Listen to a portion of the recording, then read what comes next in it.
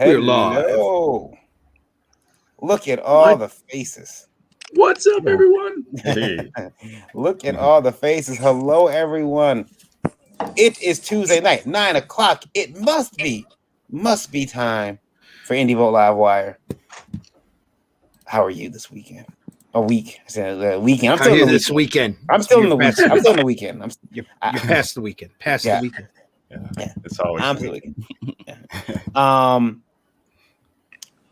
I'm going to get you guys really riled up today because we got situations that have happened. Al is coming back in the chat. We're gonna have two Al's for a second. He's having some connection issues probably. Yeah, there he is. I'm gonna get you guys really riled up because it's going to be questions from Indie VOLT Radio. One is gonna piss you guys all off. It's gonna be awesome. And then you all gonna be pissed off. You're gonna have feelings. Don't worry, I'm drinking whiskey. It'll be fine. No, yeah, what could go wrong? Just makes you a mean drunk. Yeah. It is Indie VOLT Livewire for April 6, 2021. Here's the intro. We will see you all on the other side of it and introduce ourselves. Here we go. Stalling for time now. Your body keeps calling, all systems recharging, send a shockwave straight to my bones, like it's supernatural. Volts dropping, black darkness, you get my heart started, send a shockwave straight to my bones, like it's supernatural. And the song just ends because Varian's not good at editing audio. Yeah, I was like, screw that. I'm not going to edit that. Hello, everybody out there. My name is Varian Grant. I'm the founder of Indie VOLT Media, LLC. Started making comics way back in 2008. Does that qualify as early aughts? No. Late aughts, right? Yeah. Oh, I am a father, a husband, a geek, an artist, all that stuff, publisher. I've done it all, literally everything. Not well, but I've done it all. And I am joined as always on this beautiful evening by the even more pretty Indie Princess. Hello, ma'am. How are you? Hello, I am the Indie Princess, and I am the EIC over at IndieVolt.com. The host of Geekgasm, that's on Wednesday nights at 9 p.m., and I am the creator and writer of Lore, which is now funding on Indiegogo. Home of the Shoe Cam, sponsored by IndieCron. IndieCron. And Mr. Zim, how are you? I'm good, but before we go any further, we need to say this. The views and opinions expressed on this program are not necessarily those of Indie VOLT Media, LLC, and do not reflect the official policy or position of any guest or sponsors. Viewer discretion, as always, is advised. And hello, everybody. I'm Randy Zimmerman. I am a longtime alternative and independent comics producer, creator, publisher, distributor, everything that you can imagine in this business I have done at one point or another, including retailing for over 10 years and conventioneering, coordinating conventions, long time. Very happy to be here. And now I am part of the Indie VOLT Radio Network, and I'm working very hard to bring Arrow Comics back to the direct market, and we'll be doing that later on this year. And also right now on Indiegogo, we have a crowdfunding book called Indie VOLT Revolt that we want everybody to take a look at. It's a sequential art collection by a lot of the regulars here on Indie VOLT that put forth their best short stories, beginning, middle, and end, together in a great black and white volume that's over 120 pages thick. It's going to be a beautifully thick volume, and in another few backers, it's going to jump another 10 pages. So definitely check that out. There's two different cover sets. There'll be two front covers on the book. It'll be a flip book where you go in halfway one way, you turn the book over, and you go in again. And it's a lot of great stories that we have almost everything in-house at this point, and we're just hoping that you'll back it so that we get to make the book a lot more thicker. So check that out. Indiegogo, Indie VOLT Revolt. Is that enough? That's good. Too much. Mr. Hodson. Hello, everyone. My name is Eric Hodson at Dreaded Dinosaur. I'm the creator of Dreaded Dinosaur Man, which you can read on Webtoon and Tapas, and the host of Indie Volt's Monday night 9 p.m. show, It Came From Webtoon, which we look at all the Webtoons, we go through them, we read them, we sort out all the garbage, and we invite cool creators on, we talk about them. We give the spotlight to really awesome stories on there that are just drowning in all the other stuff, and feature them on the broadcast. And also the creator of Roddy Piper, the Kilted Avenger from Mess Bucket Studios and Pro Wrestling Tees. We've also announced our second book in the series, which is The British Bulldog, Davey Boy Smith.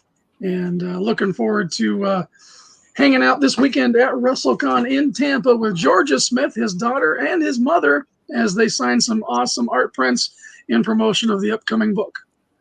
I have it on good authority that at some point, all those characters, I don't have it on good authority, I'm just putting this out there, all those characters are going to come together to form a group called the Ring Lords. I don't know if it's going to be called the Ring Lords, but The Ring Lords. we certainly do have a master plan. Cool. Oh, we lost Al again, but he'll pop back in. Let's have some connection issues. Next, move over to Richard. Richard, introduce yourself, please.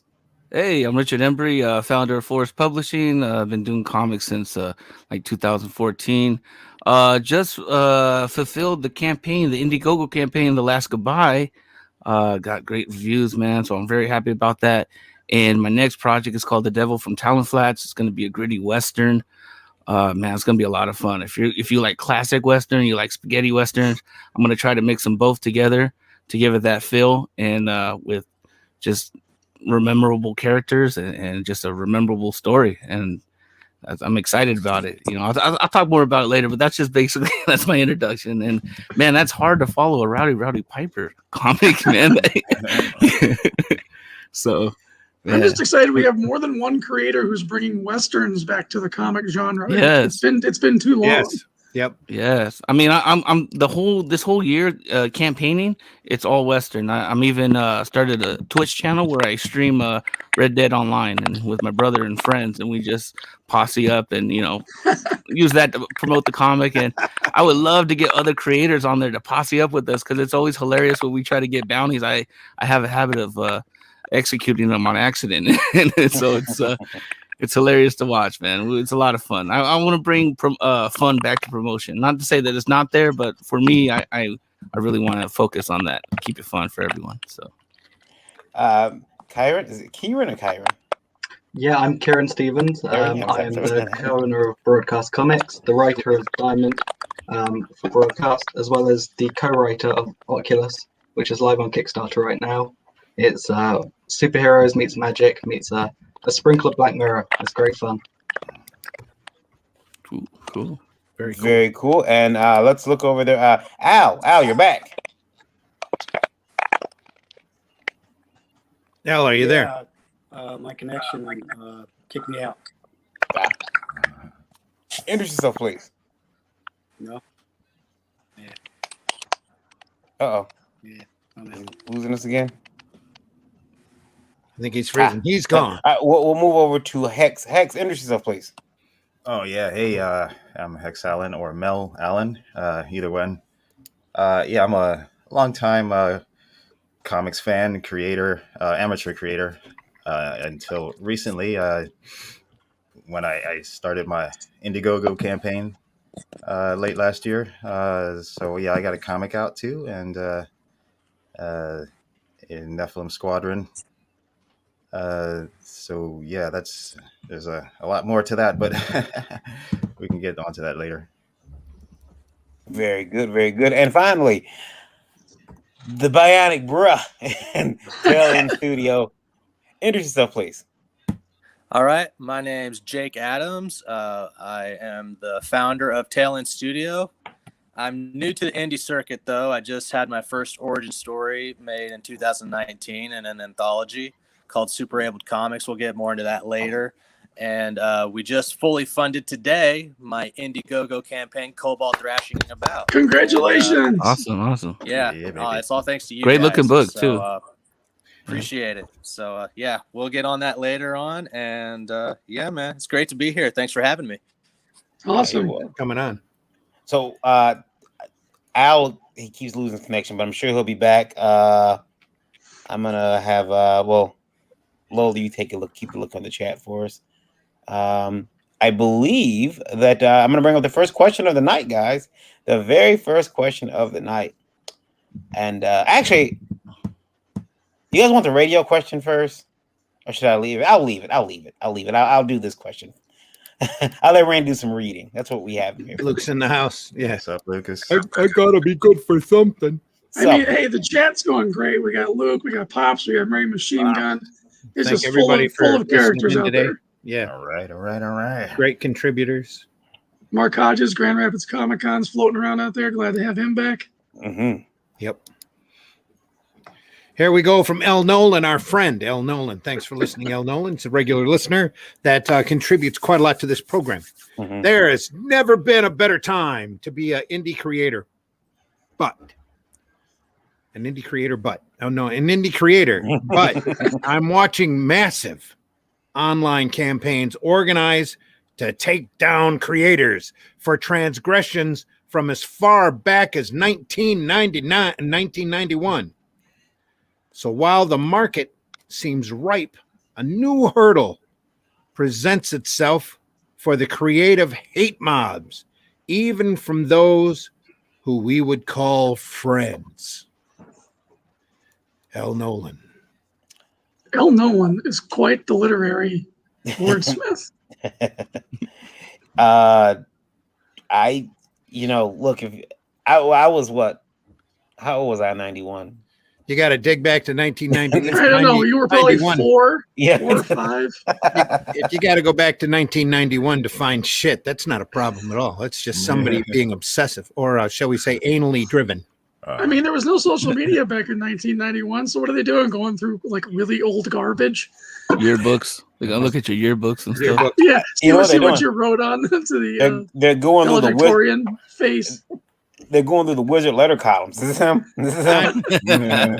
I'm pretty sure there was computer bulletin boards back in 91, wasn't there? Were they It's like gonna use in AOL 91? online, right? Maybe IRL. I don't know. Was IRL up by then? I seem to remember CompuServe back in my youth. Let me check my Juno email and see if you're right. How long has MySpace been around? I'm sure you logged onto the old Packard Bell computer and got that great modem that makes the strange noise. Get off the phone! I'm going on the internet. Yeah. I mean, look, those campaigns to take people down. I think that over time, they'll hopefully fail. I mean, unless there's something there where you are legitimately protecting the world from this horrible person. But I mean, people change. The person that I was, I'm not the same guy I was before I got married. I literally don't have my black book anymore. And she took it. She has it now. You lost your black book and your black card. Man, this has not been your past 20 years. Yeah. I lost everything, man. So I think that we have to understand give people the ability to change, and also remember not to judge them too harshly for who they were before they got an education. But that's my opinion. I'll let you guys have at it. Well, I would say if you're really worried about what you said in the past, maybe you should go back there and remove it. Because that's what that girl that Marvel hired, who posted all over the place after Stan passed, printed up great big F. Stan Lee diatribes and then just turned around and denied it. It's not there. It's not. I didn't do anything like that at all. And nobody can find it now because it's all been deleted. So, and again, if you have to go back to 1991 to find something wrong with somebody, you're going to find a lot of things wrong because that was a whole different attitude back then. A whole different sense of humor, which nobody seems to have anymore. Yeah, I'll never understand the whole idea of judging the present based on the past. Yeah. It just doesn't make any sense. And plus, we've removed the whole idea, like Varian was saying, of people growing and their character becoming something. I mean, I was a dumb shit in my 20s. We were all dumb shits in our 20s. I know, that's what 20s are for. It says there when you're born, by the way, when you're 20, you'll be a dumb shit. I burned a lot of bridges. Yeah, especially I think you got to play offense when they do this. When they try to cancel you, you gotta play offense. You gotta, whatever that means. If that means if it's someone then you gotta, look for the alternative motive of why are they doing it. And basically, it's because people want attention. Yeah, so, that's true. But instead of playing offense, you need to do a quick jab back at them, call them weirdos, and then completely ignore them, because that's why they're doing this, is to try to get attention to themselves. Yeah, that's a good so strategy. that they can virtue signal and feel more self-righteous than the other guy, because the other guy said something wrong in their mind. Can you say you like you effing weirdo? Yeah, you should. And then 15 years later, you get expression. Get canceled for the F word. Yeah. Well, that or they'll say, weirdo will become something that's not supposed to be said. I'm sure if you go back far enough on all of the words in the English language, you can find it will go back to some sort of racial stereotype. So especially when it gets to name calling, these people are sad, and they're out there just trying to get attention. They need to be called out for what they are, and then they need to be left alone and ignored so that they can go cry in their corner until they, decide they're not getting, like a spoiled brat, decide they're not getting the attention that they want and move on to other things. Luke Stone says, I'm too busy making comics to look up what someone did 30 years ago. Unfortunately, there's a lot of people with no lives, lots of time, and an axe to grind. Yep. Yeah. Anybody else want to say anything about this? Well, for me, so far, I've only received one interaction from someone, who was saying something about my association in their crowdfunding. But what I did, I just I went to their Twitter page, and I liked their artwork, and said good day to you, and never heard from them again. That's a good strategy too. Kill them with kindness, because I think Randy, you're the one that said it, is like they're looking for attention. They want that dopamine hit. Mm-hmm. Yep. Give them some positive. It's also publicity too, because I had an interaction with one of these so-called weirdos, and he got real aggressive over the internet, and I called him up personally. I'm like, what's going on? Like, why are you so mad? And then it's a totally different person when I'm on the phone with this person, and I'm like, dude, you got me so mad I wanted to go hurt you. I'm like, why? You're talking all this crazy stuff. Do you know what you're doing? Like, and I can refrain from it, but there's going to be people out there that won't, and this person was just and he's just doing it for publicity. He's doing it to promote his store. He's doing it to virtue signal the certain demographic that he wants to seem like the good guy. And that's I'm just one of my things. I think one of my fears when conventions come back is that we've had they're all going to be quiet. Well, I guarantee you. They're gonna. I don't know if they will.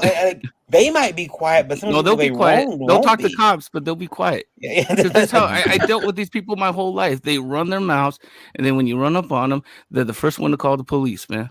Yeah, it's weird, but it doesn't have to get like that. It's comics, bro. We're talking about superheroes and stuff. That's what's crazy. When they get confronted, they'll throw their hands up and go, "Why are you bullying me?" Yeah. No, they'll run for that officer, and they'll say it's attack. He's attacking me. He's verbally harassing me. He's abusing me. Luke says, take away that veil of anonymity. I can't anonymity. Yeah, and things change. Pixel in the house says, "Yo, hello, Pixel. Yo, Pixel. Yo, Pixel. Hope you're doing well." Were we done with that one? Oh yeah, right, I think so. Just point at him and call him weird, and then leave him alone. I like Randy's stuff. I like next one. Now I will tell you guys, I deleted the name out of the next one because listen. Is this somebody we know? No. Well, the artist they were talking about is someone that I know. Oh, okay. But I didn't want to. Look. some people have used their platforms or the last couple of years of their lives to push out hate, shake their finger to other people when they should have been putting the finger back at themselves. But you know what? Let's try to keep the drama to a minimum and just. But the person did put up a very, I think, important idea, and I wanted you guys to talk about it because it's marketing in a way. And I know we got we've all talked about marketing, but here's the question or the statement. It is from an anonymous person, but I took the name out because I didn't think that was right to put a person on blast like this. And on. I can't stand the artwork of blank. I know for a fact the SOB went around to creators and gave them free covers to boost his name and make it seem as if he is everywhere. Now that he's got the clout, not gout, clout, he's demanding top dollar for a commission. When creators wake up, they will see that any perk featuring covers from blank are the lowest ranking of the campaign and flush this day-old turd.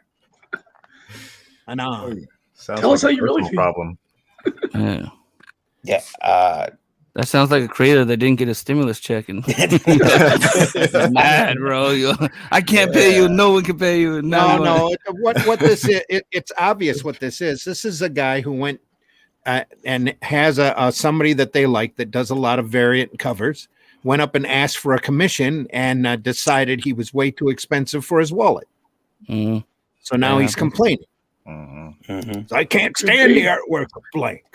Yeah. I know for a fact the SOB went around creators and gave them free covers to boost his name to make it seem as if he is everywhere. Now that he's got clout, he's demanding top dollar for a commission. Mm-hmm. Isn't that what we're supposed to do? I would think so. I mean, it's a great plan. It's a great plan. I mean, hey, I'm gonna go and push out these. I'm gonna go to people. Hey, put my cover on your book. Sweet. Now that I'm on for free. Yeah. Now I'm on 10 books. Yeah.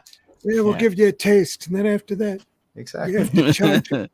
I mean, I'm just sitting there trying to figure out who it is. Yeah. Well, do what you can so that you survive in this business. Because I mean, we're all supposed to be friendly to each other, but we're still kind of in the competition business here because it is a business. If the guy's out of your price range, just don't order the commission. Yeah. Yeah. It's that simple. The guy decides he didn't want your money or whatever. If he's too high, this whole letter looks like that illustration. But it sounds like this guy's mad because he's having to dip into his wallet for a commission from a guy who does a lot of variant covers. That's too close to my damn name. We need to change it. We just say alternate covers.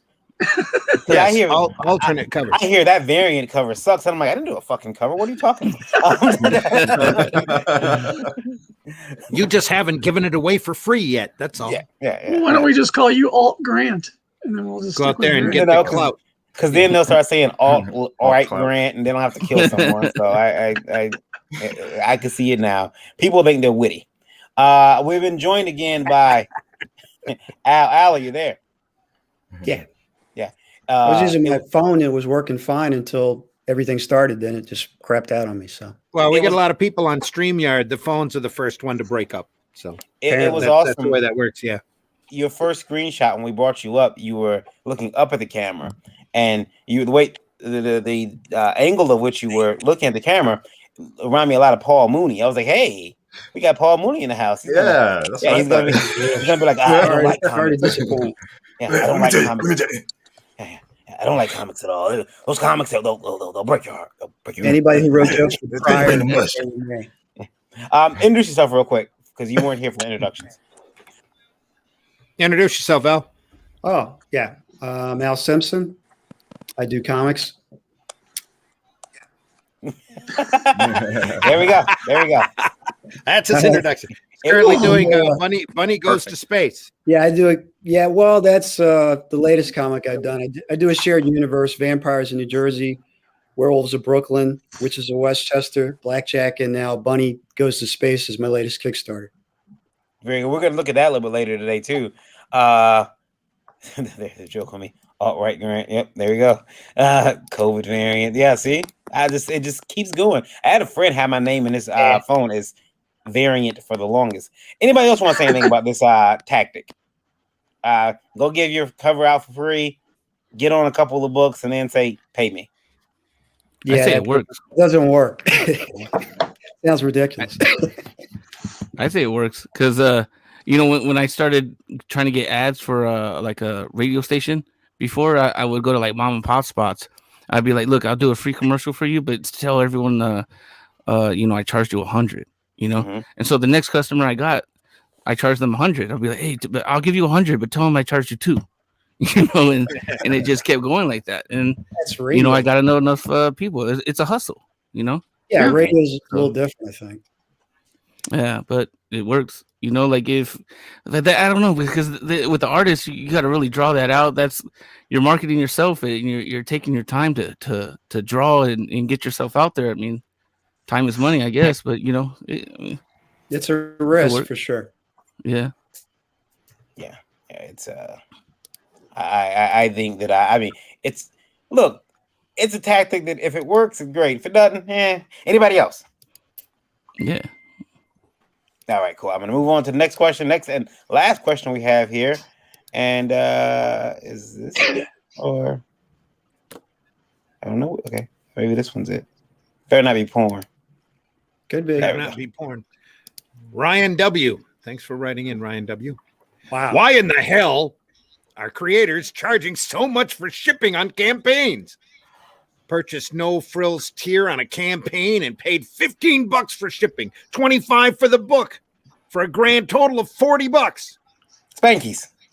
40 spankies.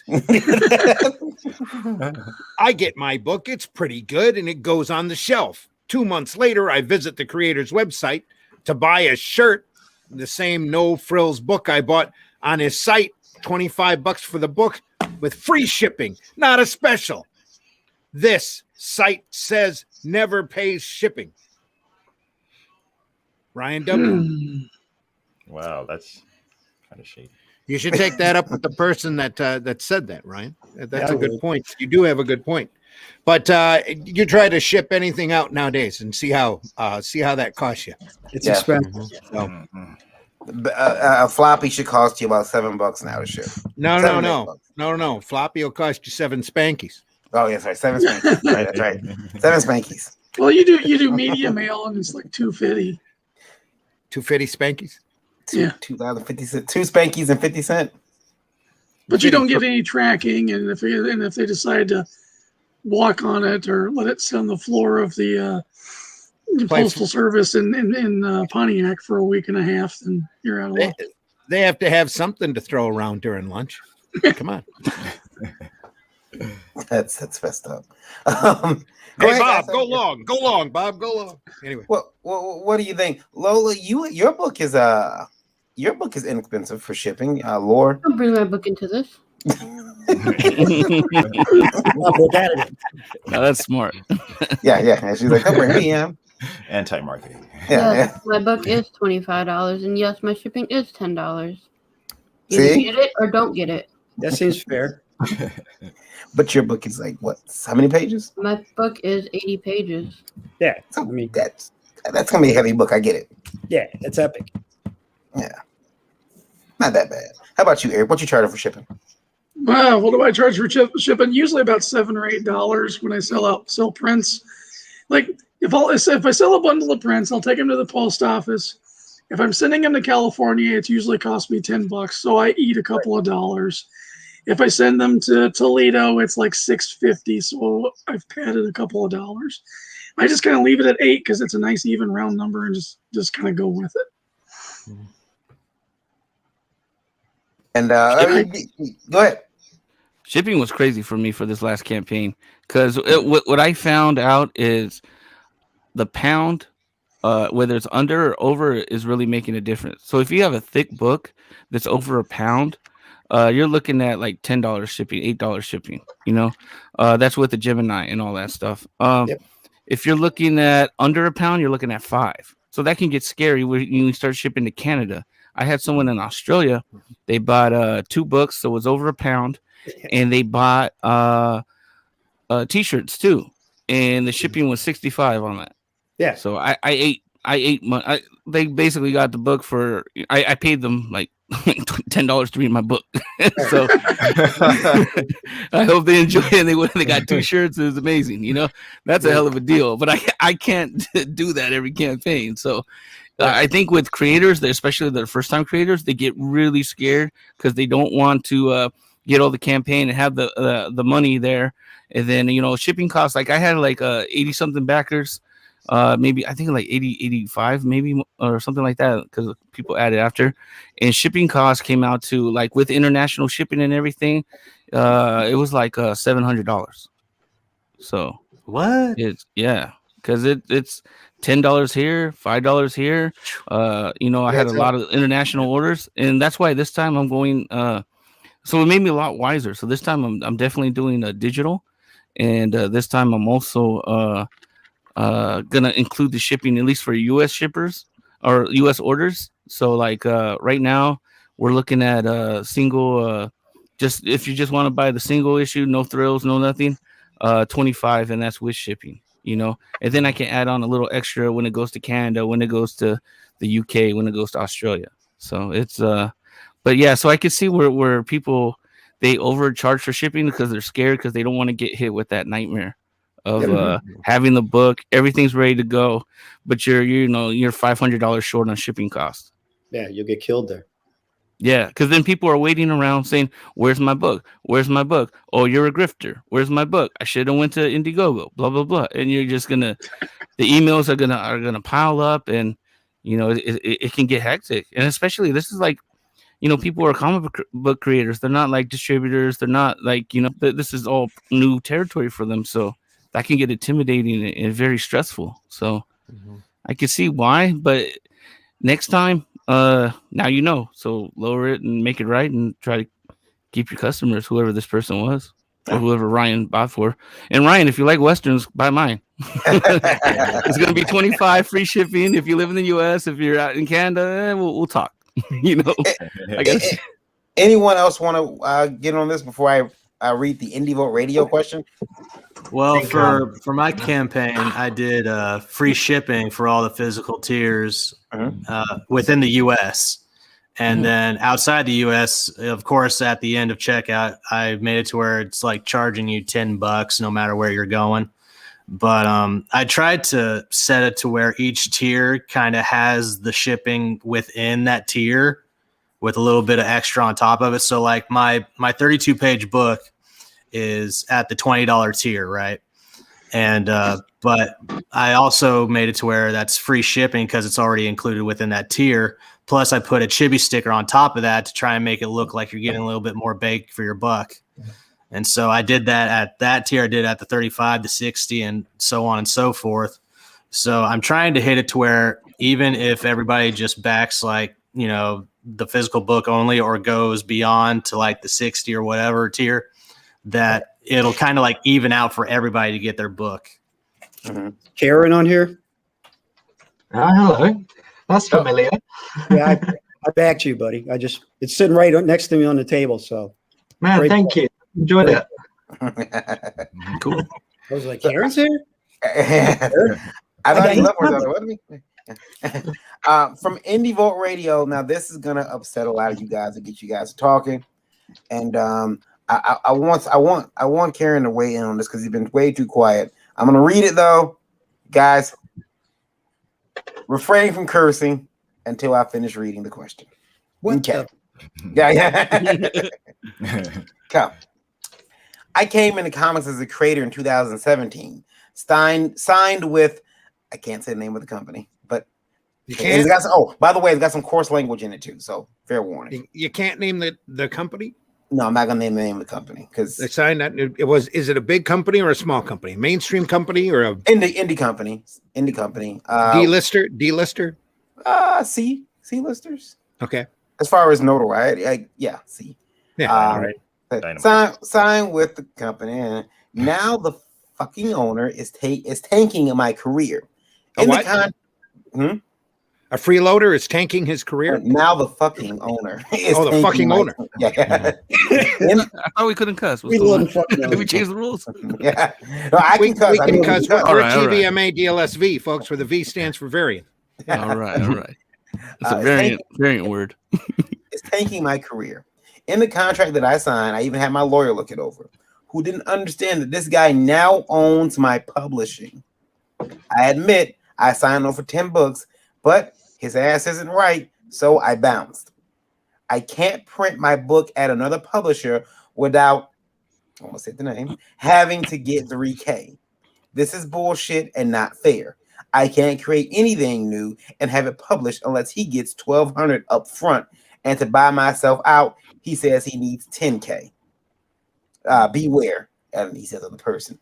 So basically what's happened is it happens in music a lot. A person will buy your producer will buy your publisher, and you are stuck with your with that person. You can you can buy it back, but a lot of times,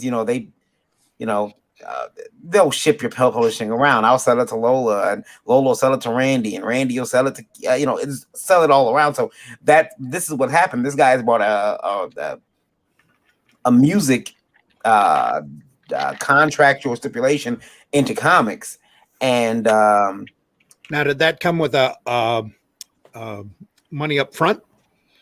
Was there a signing bonus? It seems like there was a signing bonus. Because that's what usually happens in the music industry. They sign and then they give you a chunk of money, and you smile and you sit there and produce. How would you like that? I mean, like you go somewhere and you find out now that, hey, you take your creator-owned book with you, and you find out you can't publish it anymore because someone else owns your publishing.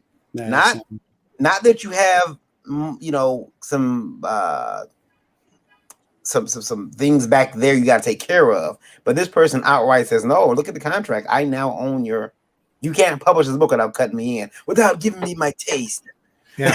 Taylor Swift. Yeah, you never get out of it. I mean, he had a lawyer. We always say have your lawyer look at it. He had his lawyer look at it. Lawyer said that's okay. Well, second opinion. Yeah. Make sure it's ironclad. I don't think I have that clip over here that I would play.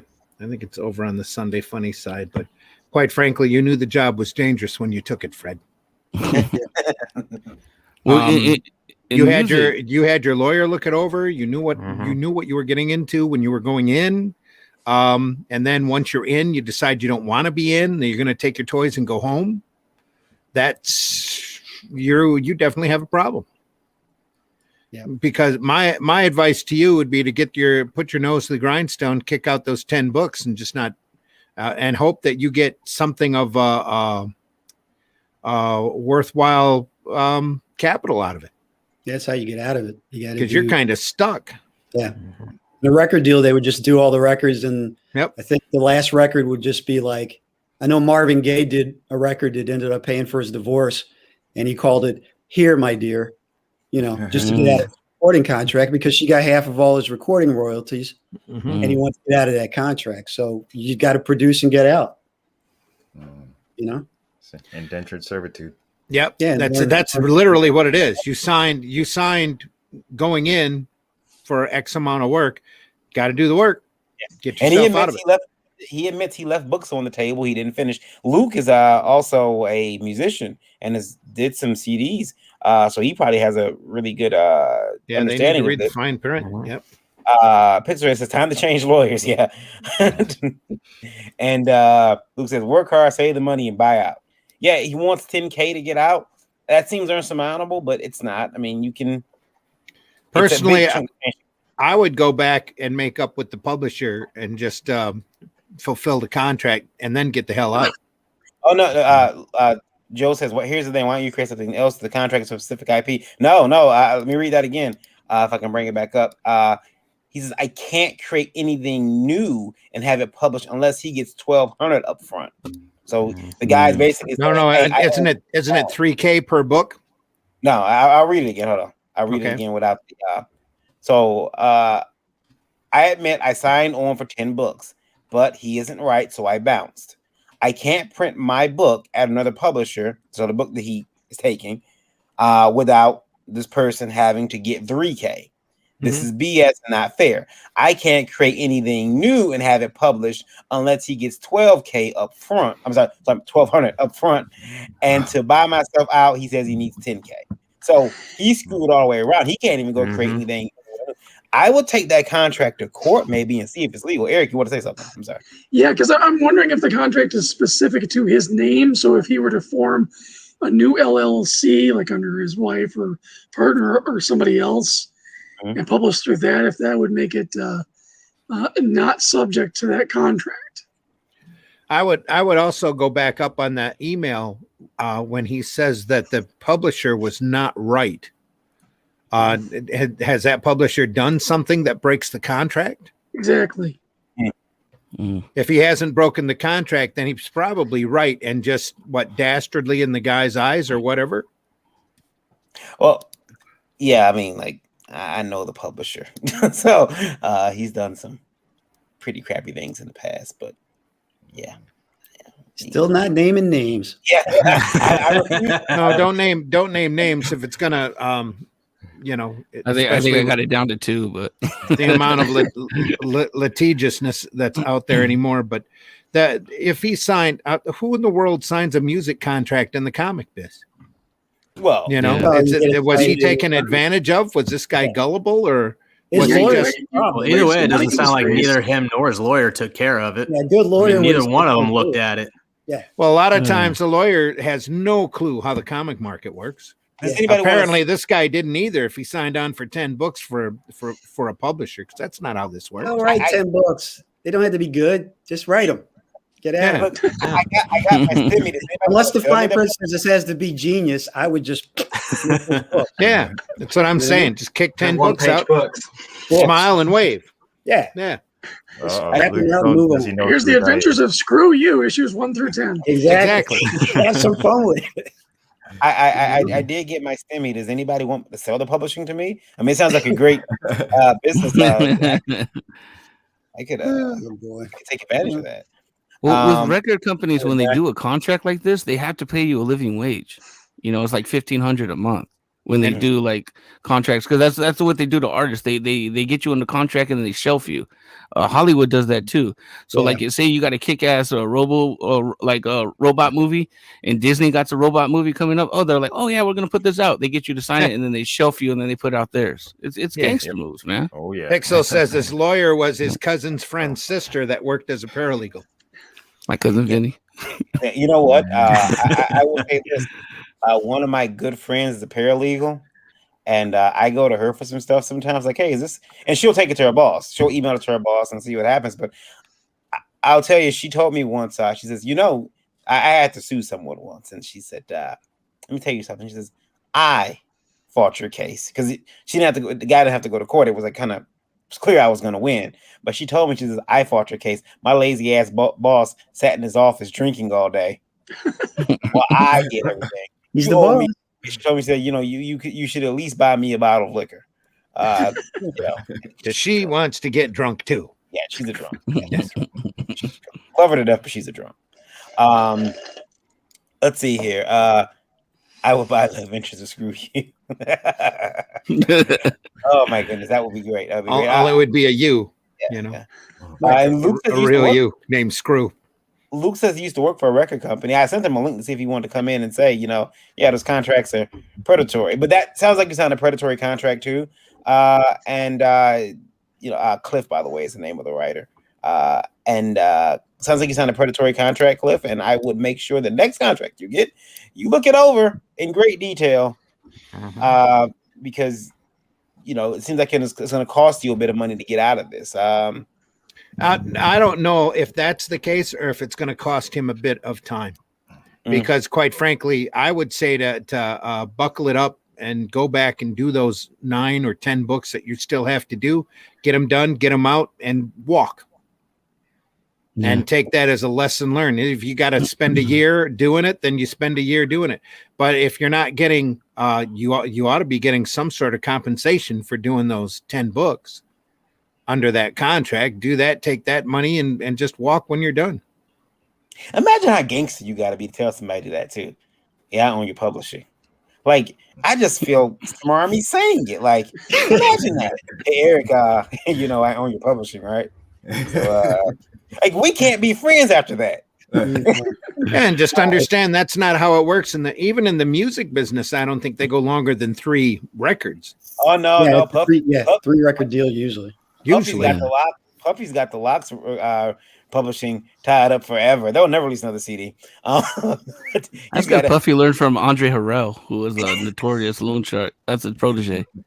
Luke, you comic book artist, publisher, musician as well. You've seen the type of predatory contract before, right? Yeah. I worked for a couple of record labels as an A&R, and then I did like studio work for a couple of other ones. Typically, it's a 2-year contract for a band that you think might do okay, like a 2-album, not a 2-year, 2-album contract, and then it's like sometimes you'll get a third if you think that the artist might have a pretty substantial career, but there's always a signing bonus with that. Mm-hmm.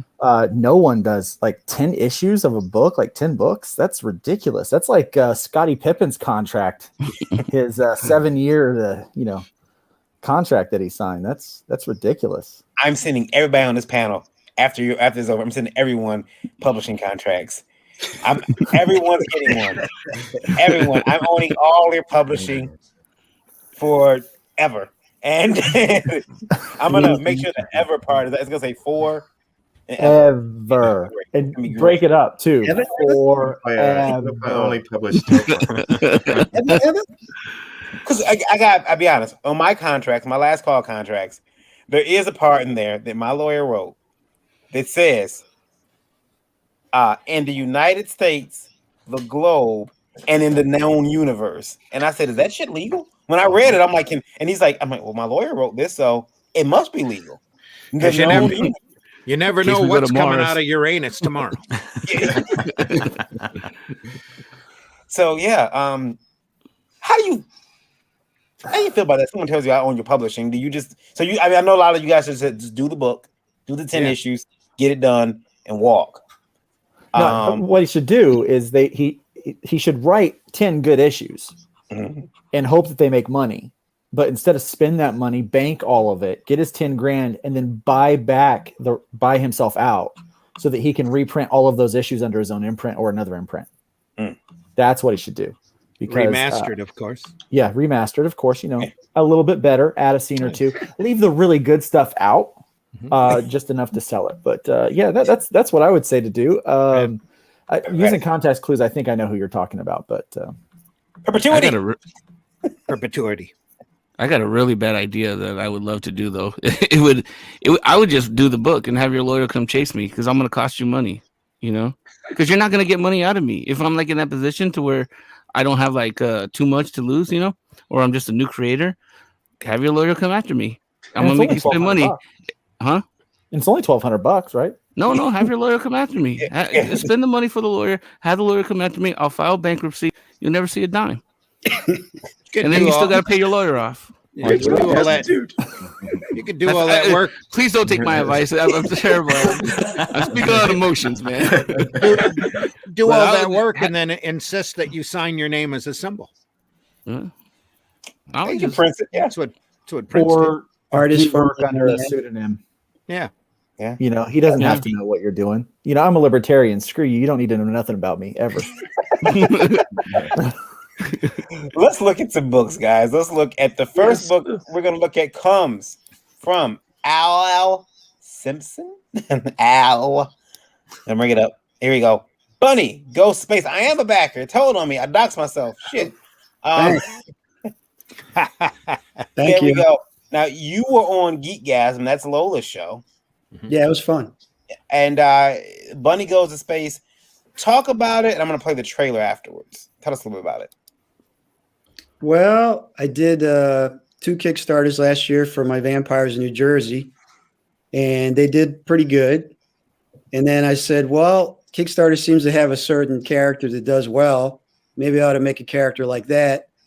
And I came out with Bunny, who's a scientist, and she has a boyfriend who owns a SpaceX type company. He's a billionaire, and they go up in one of his prototypes and get sucked into a black hole.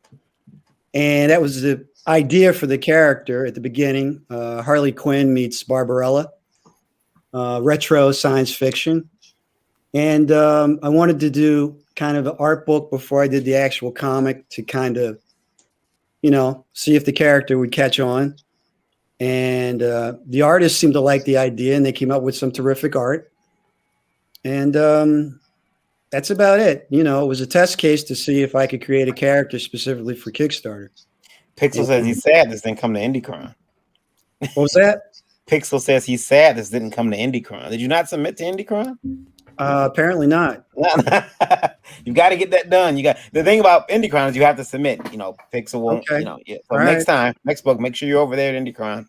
Yeah. Well, I have more coming. So Let's play. I'm gonna play the trailer here. Let me Okay. make sure that I hit the share audio button. Hold on. All right. Every time. Yeah, I got to make sure, man. I mess up a lot. It's the All right. drugs. Join the club.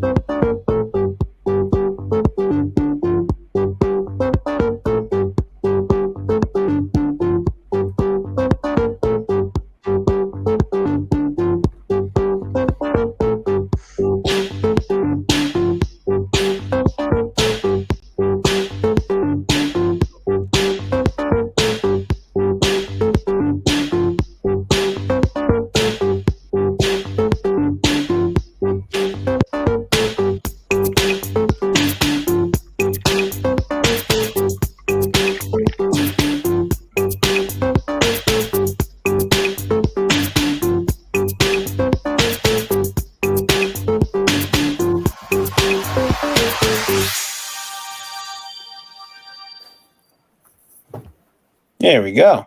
And go ahead. I was just saying thanks. Oh, no problem.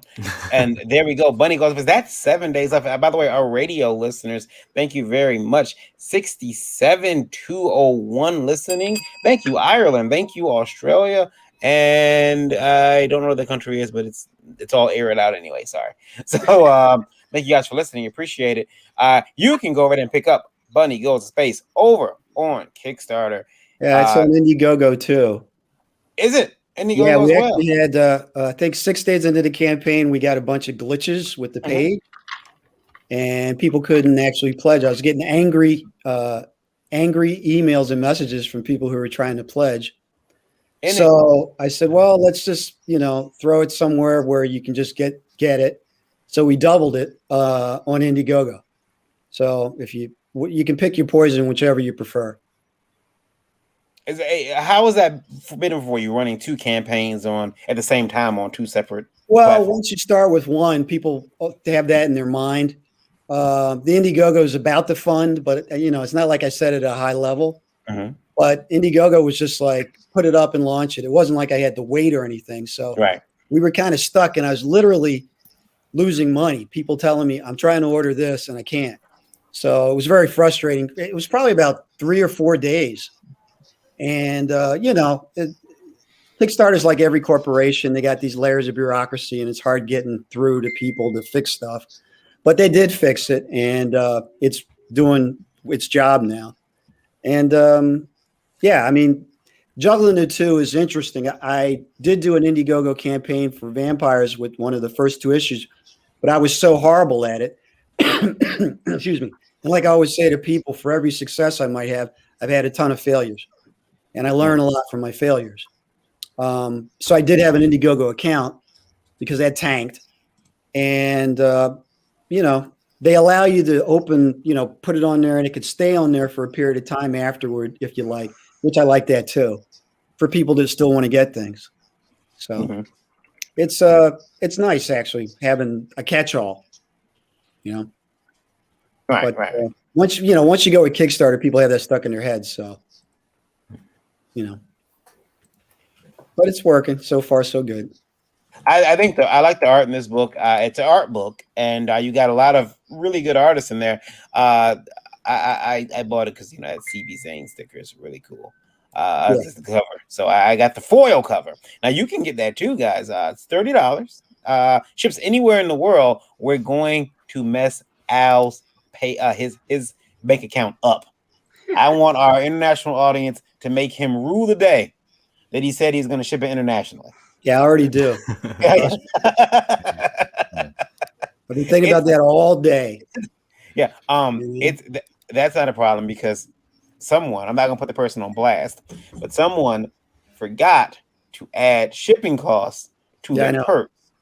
So what would happen is when you would go to the book, you didn't even have to you could just donate like $1, and then select a add-on perk, and it was free shipping. Oh, I caught it today. Oh, did you? Yeah. I didn't do. I'm not going to name names, but I didn't do a lot of the work actually on the site. Mm-hmm. I did the initial work, and my team was kind of having the dispute as to what's good shipping costs. But $1 for shipping is horrible. So, yeah, I caught it. I finally caught it today. Good. You didn't. I do, in all seriousness, want people to go over and check this book out. It's a really good art book, and I'm excited to get it. You're shipping this in August 2021. Anywhere in the world, he's got a bunch of different covers. Yeah, I'll ship it as soon as this is over. I'll ship it. I mean, it's ready now. Okay. I put all my books together before the actual Kickstarter, so it's just got to be printed and shipped. Very good. It's ready to go. The stretch goals though are the things I had to when Kickstarter ends and then you have that 2 weeks, I'll be working on making sure the stretch goals together because you can get all your books and then you have like this little stretch goal thing that needs to go out and it doesn't come in and then you got to hold up everything up for that. Mm-hmm. So I really want to focus on getting all my stretch goal stuff and getting everything out because you guys know fulfillment is key. Those people want their stuff. I get it, I want my stuff. So I try getting it out as quick as possible. Oh yeah. That is Bunny Goes to Space over on Kickstarter and on Indiegogo. Go check it out from Al Simpson. And we hope to see that number at $12,461 go up to $55,000. Then you can help Cliff with publishing. There you go. He's gonna send me a mad always email. A place for the money to go. He's gonna send me a mad email. What the F, man? Making fun of me. All right. It's all right. We're all on the same Titanic. Tell them not to worry about it. Yeah. Everybody's got an issue. They don't talk about it, but everybody's got something going on. Oh yeah. I want to take a look next at a book that caught my eye, and I'm like, I looked at that's a damn fine property. And now I'm gonna try to buy his publishing. I am. We're gonna take a look at Oculus, and as soon as my Kickstarter wants to open, there we go. All right, here we go. Let's take a look at Oculus. Syndrome. I didn't think you'd follow that with my name. Yeah, I'm buying your publishing, so it's mine now. Should I you can get me to 55,000 too, then you can have it. Should I play the video first? Sure thing. All right, here we go. Why is it? Oh, okay, maybe it's me. There we go. It's my plane. There we go. All right.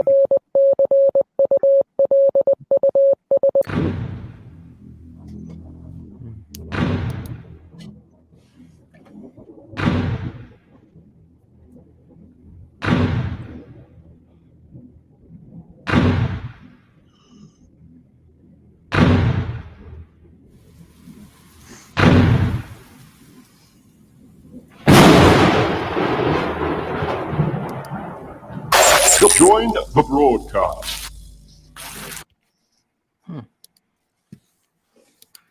Nice trailer. Damn fine, I should say. That's the first one I put together myself, actually. Now, tell us a bit about Oculus.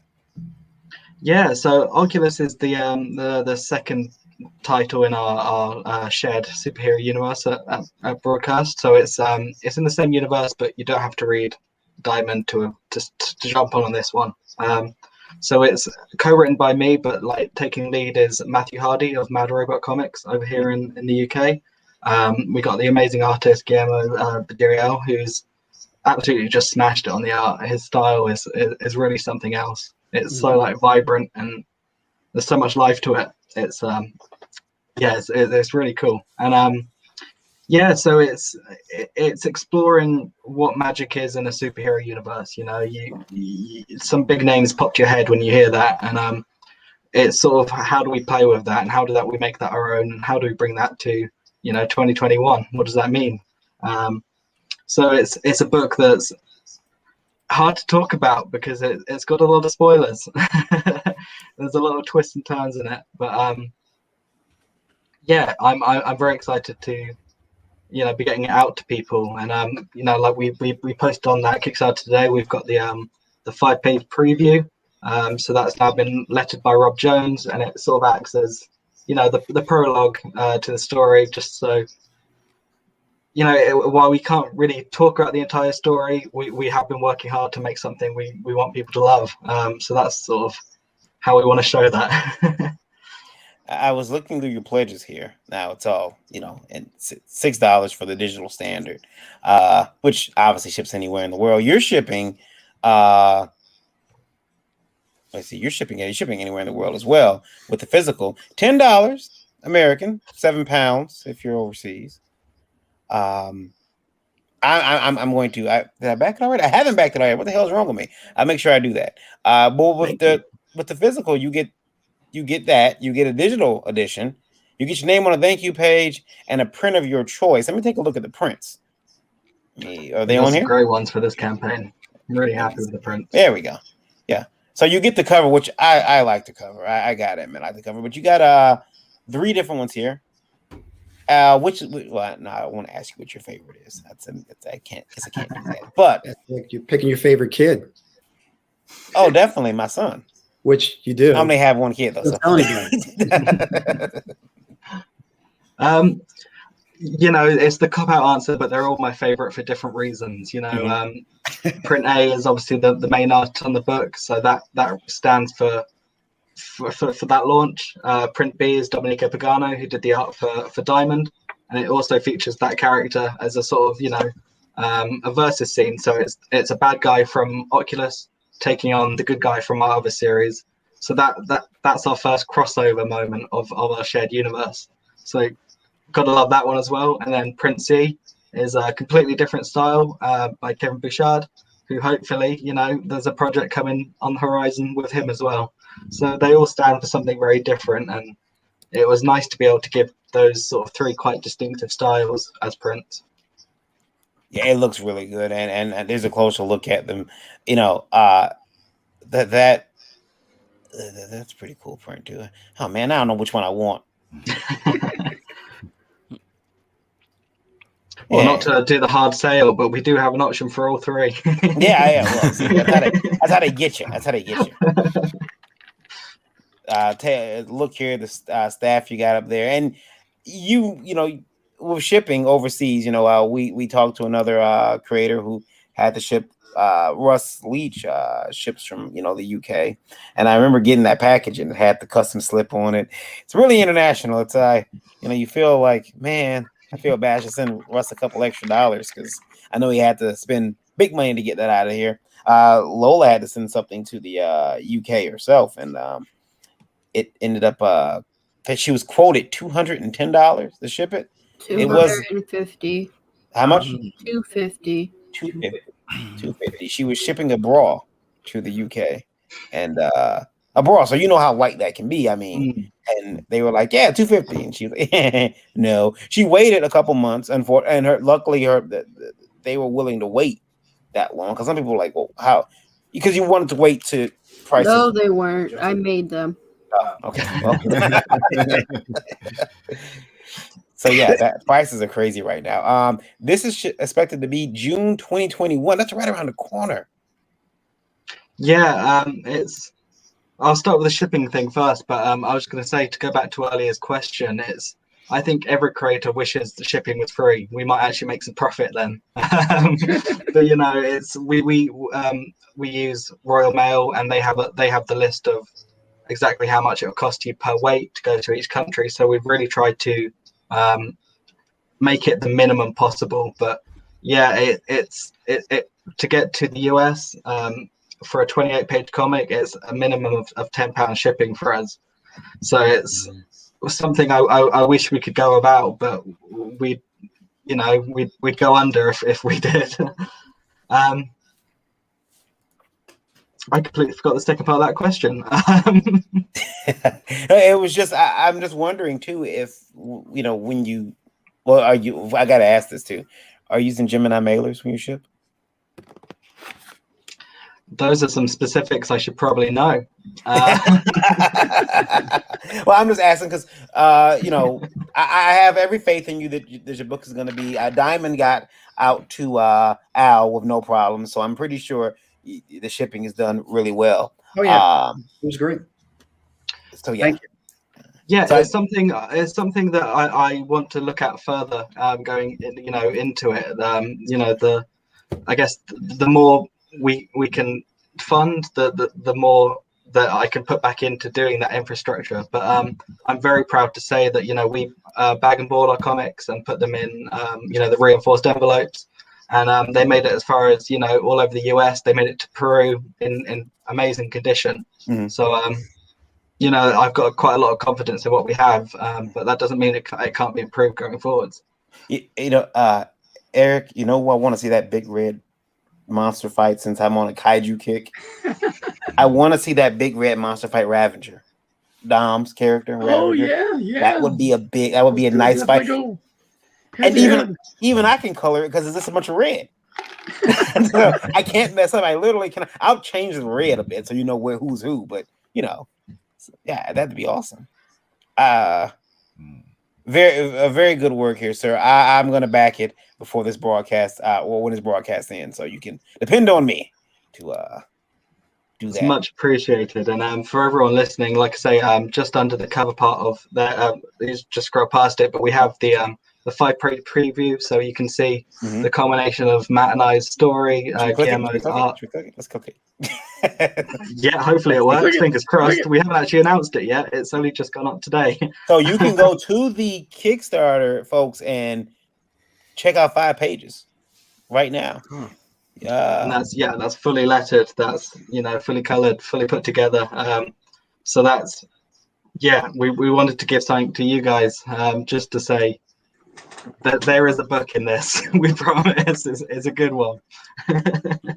That's great. Not many people do that. You sometimes we're lucky to even see some interior pages on some of these, and you got a whole 5-page preview. That's excellent.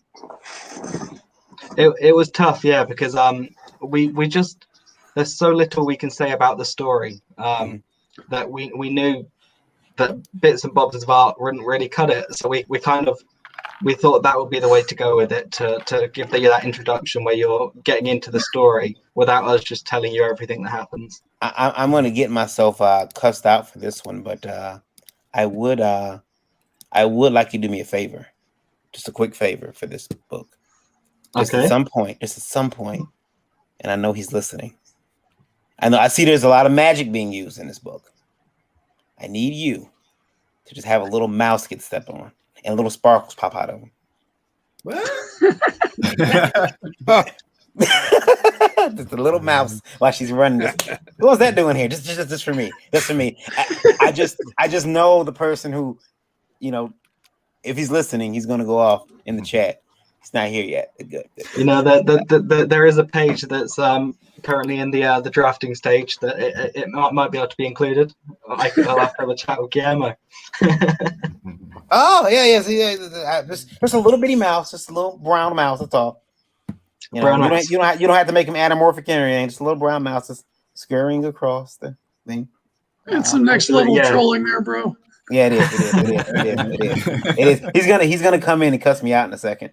It'll be great. Let me see here. I sent another link out to someone. I'm sorry, I'm kind of stalling for time. I guess they didn't get it. Oh, I see why they didn't get it. I used the wrong. I'm sorry. I'm sorry. There's a link. Okay, my fault. I sent to the wrong. Yeah. Okay. He's sitting in another room right now, waiting for you to load him in. So yeah, there we go. Oculus, go over to Kickstarter. Back, and you got 10 days right now, Indie Vote Radio listeners. I know a lot of you are listening, and you'll be watching this later on Indie Vote TV on the Roku. But check out Oculus. It is a I would say that it's one of my one of the favorite books I haven't read yet, just because of the art. I'm an art snob. I don't know why, because I shouldn't be. Oculus over on Kickstarter, and thank you for showing it to us. Thank you for taking the time to show it off. Let's take a look at. Sorry, I'm just going through these things in the private chat. Let's take a look at. Wait a minute. Talon, did you put your stuff in here in the private chat? Did he? Because I don't see. Oh, did I? No, I did not. My bad. Yeah, if you put it over here, I'll bring it up and we'll take a look at what you got. And Hex, what's that on that TV behind you? Moving. Oh, that's a Vectrex. Yeah, a high performance machine from 1983. That's right. I was wondering. I'm like, that's an old game back there, and I don't know what it is. But Heads Up Soccer. Yeah. Rocking the Vectrex. Oh shit! Yeah, that was the machine that I wanted back then.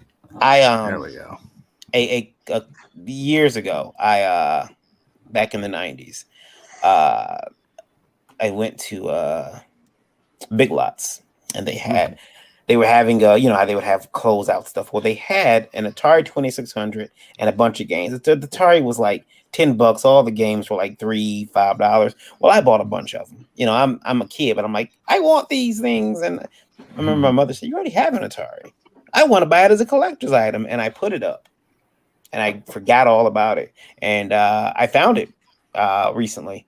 And I got all these sealed Atari games still in the plastic, Atari 2600 still in the box. See? It pays Yeah. off.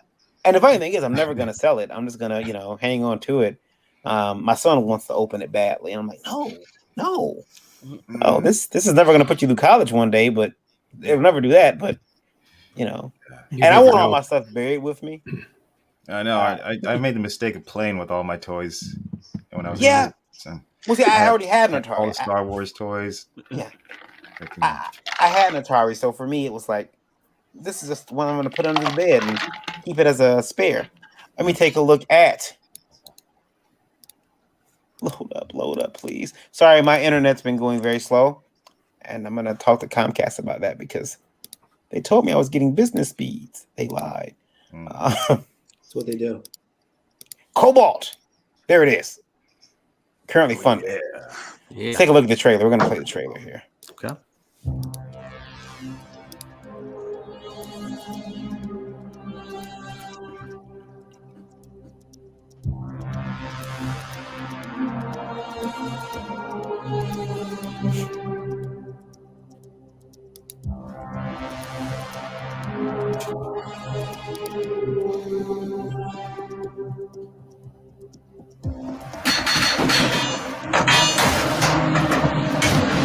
Cool.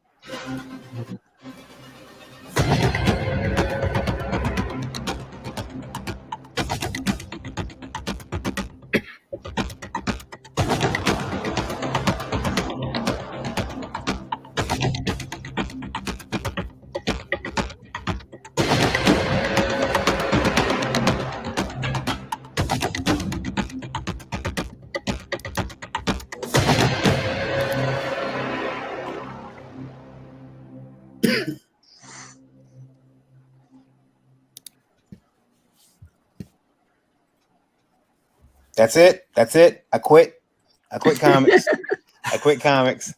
I dislike you so much right now. That's a good looking book. Cobalt. Tell us a bit about it.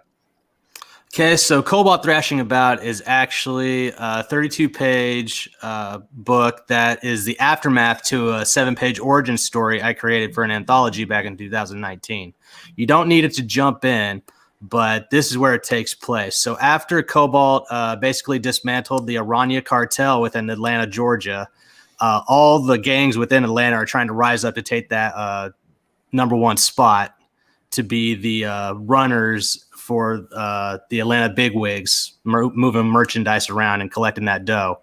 Well, right after that, so Jesse, aka Cobalt, and his little brother Isaac are chilling in a motel because they're hiding out from the cartel, who basically just ransacked their house. So while Jesse's out collecting rent one night, he comes across a damsel in distress, and it's the Thrasher gang who's causing the distress.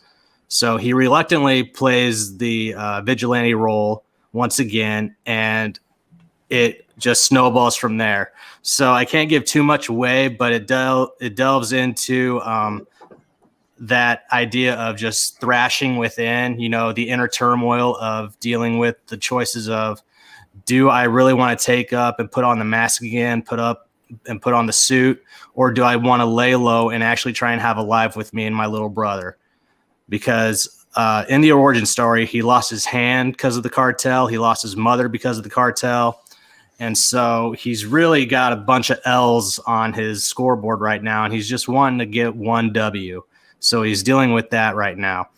And so along with that, he runs into this lady who is the damsel in distress, and we find out her role in this 4-issue miniseries very quickly.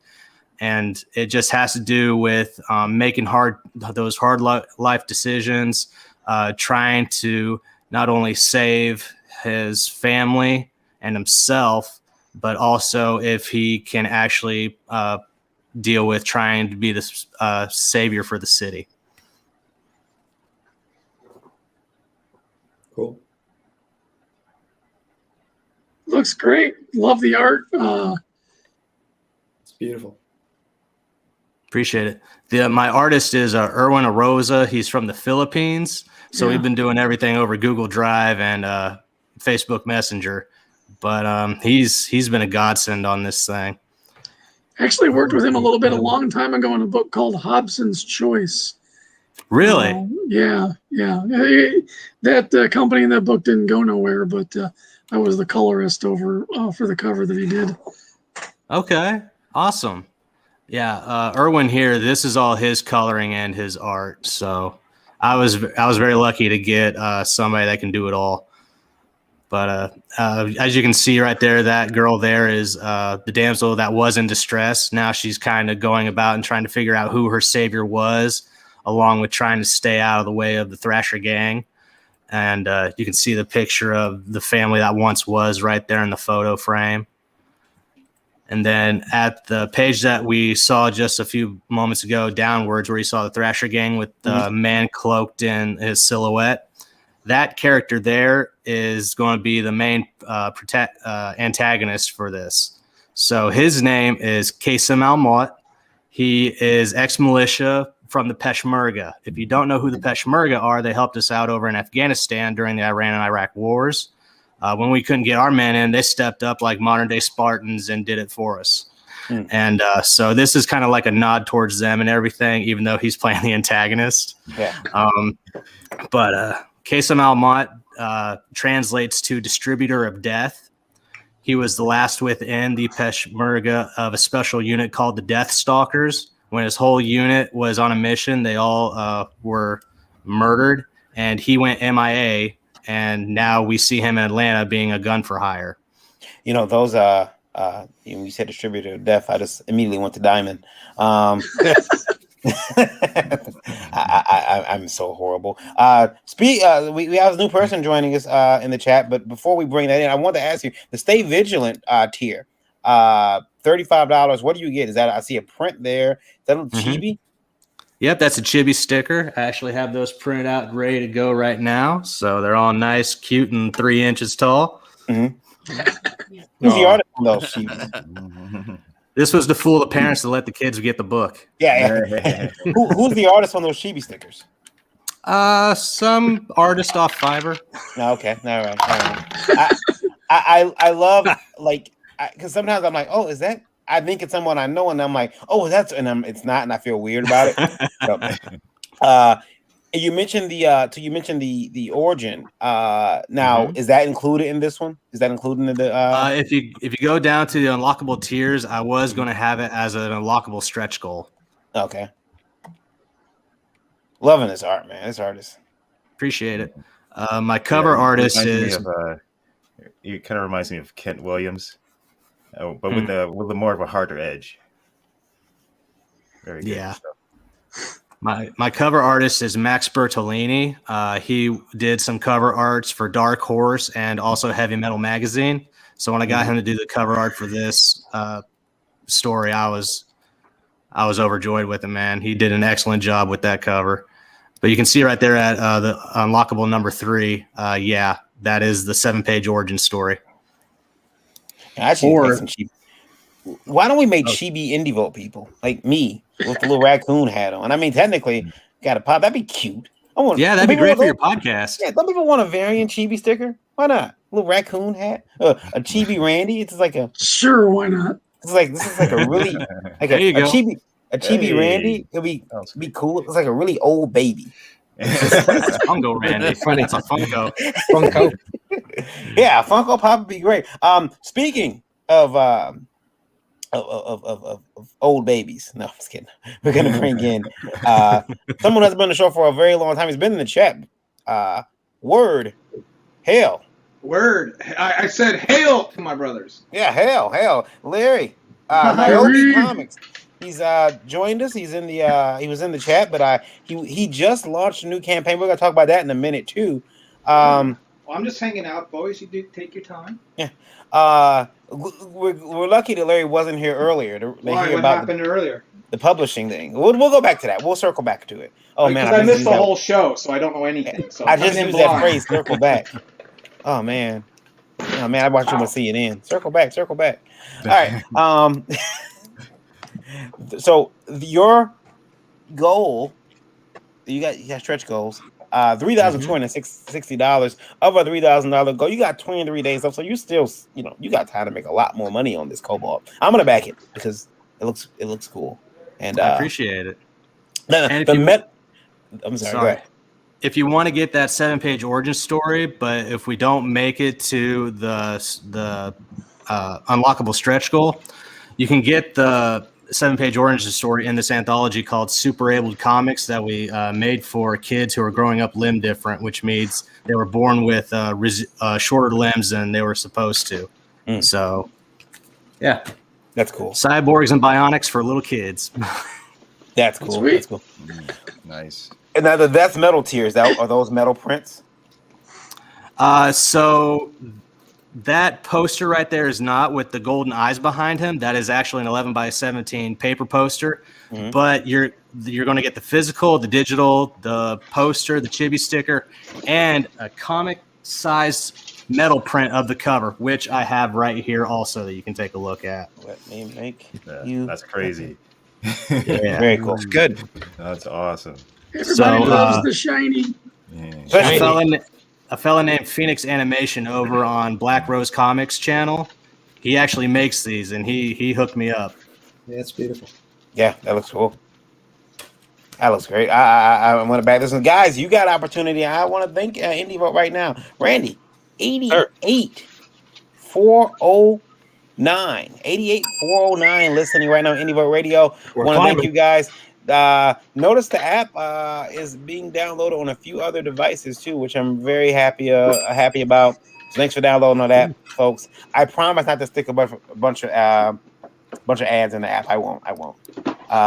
What up, guys? Varian is a chibi. Yeah, I am.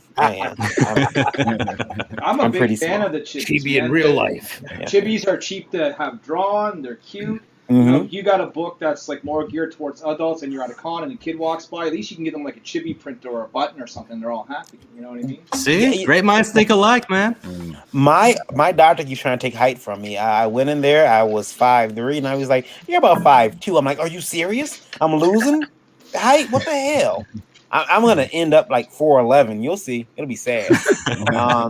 Dillard Draws in the chat says, "What up, guys? What up, Dillard? Dillard, you're doing all right."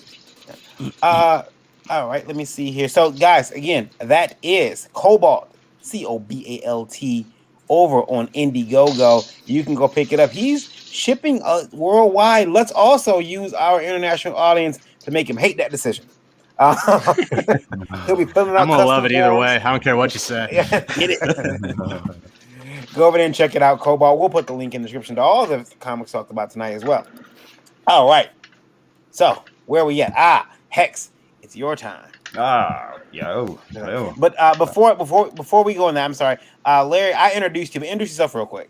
I'm LP or Larry. I write and create the comic book Niobe, which had great success on Kickstarter. It's on Indiegogo right now. We'll see how it does, but yeah, I mean, the cool thing about what we're doing right now is that our book is already done, and as soon as we know how many we need, we can just start shipping. Sweet. Yeah.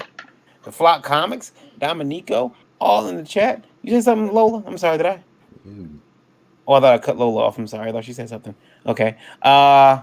Your mic is muted. Okay. My mic is muted because I'm working.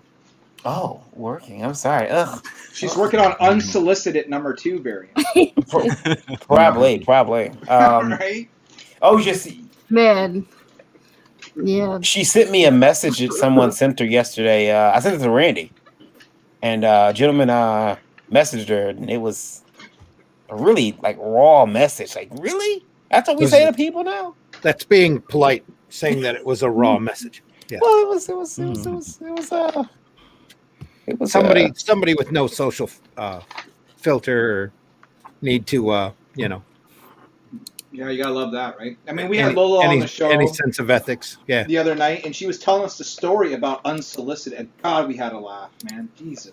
But the sad part is that this shit actually does really happen to her and so many other people. You know what I mean? Yeah. We'll talk about Unsolicited, but first I'm gonna bring up Nephilim Squadron from Hex. Now you got your sign up page here. Oh yeah, this is for the next campaign launching in the summer. Mm-hmm. This is volume 1, which is chapters 1 through 3 in full color. Mm-hmm. Yeah, so people get on that, sign up. I have a current campaign out, which is Nephilim Squadron Chapter 1. It's an intro to the world of Nephilim Squadron. And let me see. There it is. Okay, I see it. Another link I sent you. I see it. I'm gonna bring it up. But they should definitely go over and rock that sign up campaign. Yeah, it costs you nothing, and you get a free day one trading card exclusively for day one backers. And I'm trying to get a special artist to do that for me. Somebody people know. Oh, that eliminates me. All right. Nephilim Squadron Chapter 1 with extras. Tell us about it. All right. This is my passion project that I've worked on and off for several years. But what it is, it's a story that takes inspiration from like 80s anime like Macross and manga like Area 88. I could tell. Yeah, heavily inspired, but also if you love that epic anime space opera from yesteryear like that, like Robotech, Yamato, Neon Genesis, Evangelion, and it's also crossed with like the exotic sci-fi of a heavy metal magazine. Dog's trying to get out of here. Yeah. So yeah, we've got some elements of like heavy metal magazine, and there's also a satirical taint to it, or should I say taint? Satirical twist. Yeah, you can say taint. We're TVMA DLSV. A satirical tinge Okay. to it, like you would find it in like a Howard Chaykin book, like from American Flag or something like that back in the day. Yeah, it's a so, great book. But yeah, it's basically the story is it's what I'm calling a hard science fantasy epic, a war epic that focuses on the personal journey of a cloned pilot's desire for a soul. And through the course of the story, he discovers that his destiny is far greater than just having a soul. But the background of where it takes place on one planet, and it's not like a planet hopping thing. It's all on one really diverse planet. Because I was kind of sick of like seeing, in sci-fi, there's the desert planet, or there's the entire city planet, or there's the jungle planet, or the volcanic planet. But this planet is, it's really diverse, and there's like it all takes place in one place. So, but background of the story is what happened. It starts off on this planet that's colonized by humans in the 28th century, and over generations, the colonists on this planet have developed a civilization, and but they've also been fighting a war with the native beings on the planet. And the thing is that there was never supposed to be any intelligent sentient life on this planet in order for humans to colonize it in the first place. Which became a problem for the home Earth system, the solar system here of Earth, and that's where you have a third party coming in called the Sol Interstellar Forces, and they're a Star Trek Federation-like organization, and they've been sent in to this planet to prosecute the war, to help the humans prosecute the war because they're being wiped out by the alien creatures, or the humans are the aliens actually, but it's kind of like Avatar but with balls. And see the Sol Interstellar Forces, they're sitting there to find out how and why the civilization has awakened this strange and rapidly evolving species and started a war with it. And it's also a story that operates on a couple of different levels. You have the base story that you're seeing there, and on a macro or meta level, Nephilim Squadron is an ancient mythological tale that's retold 700 years in the future and on another planet. I gotta tell you, Mecca here. Mecca, yeah. I gotta tell you, I seen the picture of her up there. She's what the kids these days are calling thick. Apparently, with 2 C's, yeah. yeah. 2 C's. Let's explain yourself, sir. See how you guys get me to buy books now? I realize that's what it is, Eric. I'm a simp for cartoon characters. I'm like, hey, look at that one. That's yeah. There's going to be a lot of fun stuff like slam bang in action and some TNA or AAT is commonly known now. So you have but it's also I'm trying to make a deeper on another level. It's not just that not just all action. It's not 72 pages of aerial dogfights. Right. You have a couple different tiers here. The comic and pin up, no frills, $8. Shipping shipping in June. It's a 32-page black and white, so it's I'm making it $8 with the pinup. That's affordable. 6 cards, 3 bookmarks, 1 print, and then you got 6 cards, 6 bookmarks, 2 prints, 18. 6 cards, 9 bookmarks, 4 prints, and then the original concept sketches, $500 for the original concept sketches. Which, if you like original art, which I don't think people make, and that looks like Blue Line. I don't think that people usually sell the Blue Line stuff. I mean, they normally clean that up, so that's cool. I'm trying to do something different. See what that all that artwork, extra artwork stuff, that's from a different IP, and this is really a cross IP campaign. That artwork stuff is from a mobile game I'm working on called Shield Net Sword. Totally different genre, and that's just artwork of the characters from the game, right? In the form of prints and trading cards and bookmarks. Very cool though. Yeah. The combo pack, $40. You guys, get over there. Check out Nephilim Squadron Chapter 1. Shipping is low. And same across in the continental U.S. So it would it's the best deal to get the combo pack because it's the same shipping as the lowest tier. What's the shipping number? How much is it? $6. $6. See, that's and for international, I've made it variable. It's variable according to weight, and I made sure to just to make sure it's less than the item you're paying for. Right. But I'm trying to be as fair as I can for international. He's in demand over there, but not for too much longer because he plans to put this out. Some of these campaigns, some of this, I think this is going out in digital is going out in May. Yeah, around the end of May. I want to be ready for print by the end of May. The way it's looking, it could be happening, and hopefully ready to ship and fulfill in June. Cool. If all goes as planned. Very cool.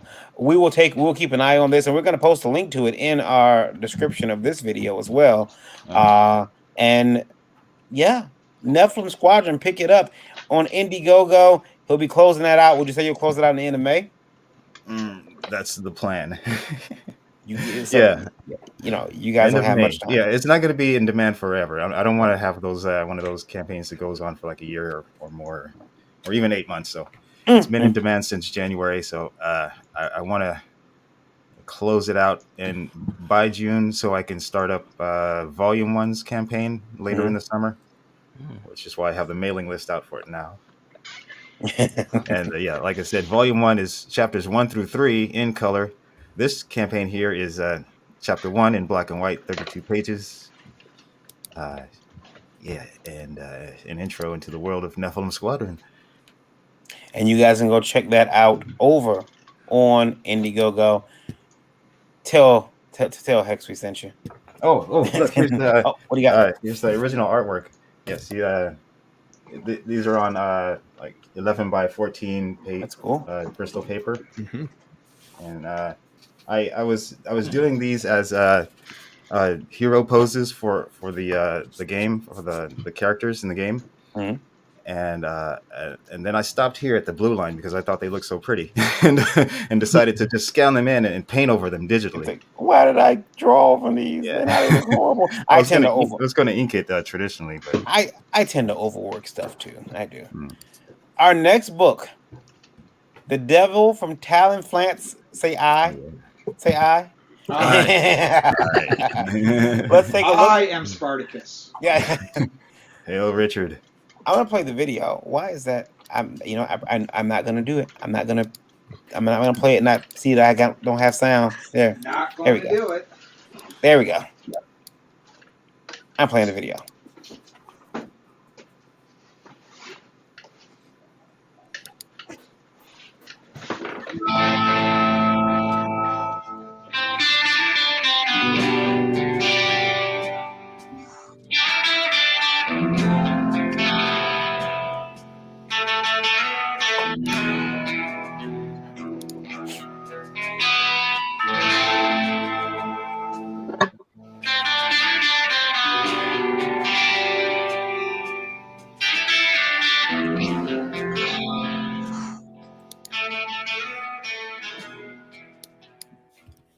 Definitely sets the mood for Yeah, I got more artwork coming in, so I'm gonna update the video. It's just I got so excited. I wanted to get the email list out early, get ahead of it, and just get ahead of the curve and try to collect as many emails as I can, create like public awareness. And so I jumped the gun right when I got the cover colored.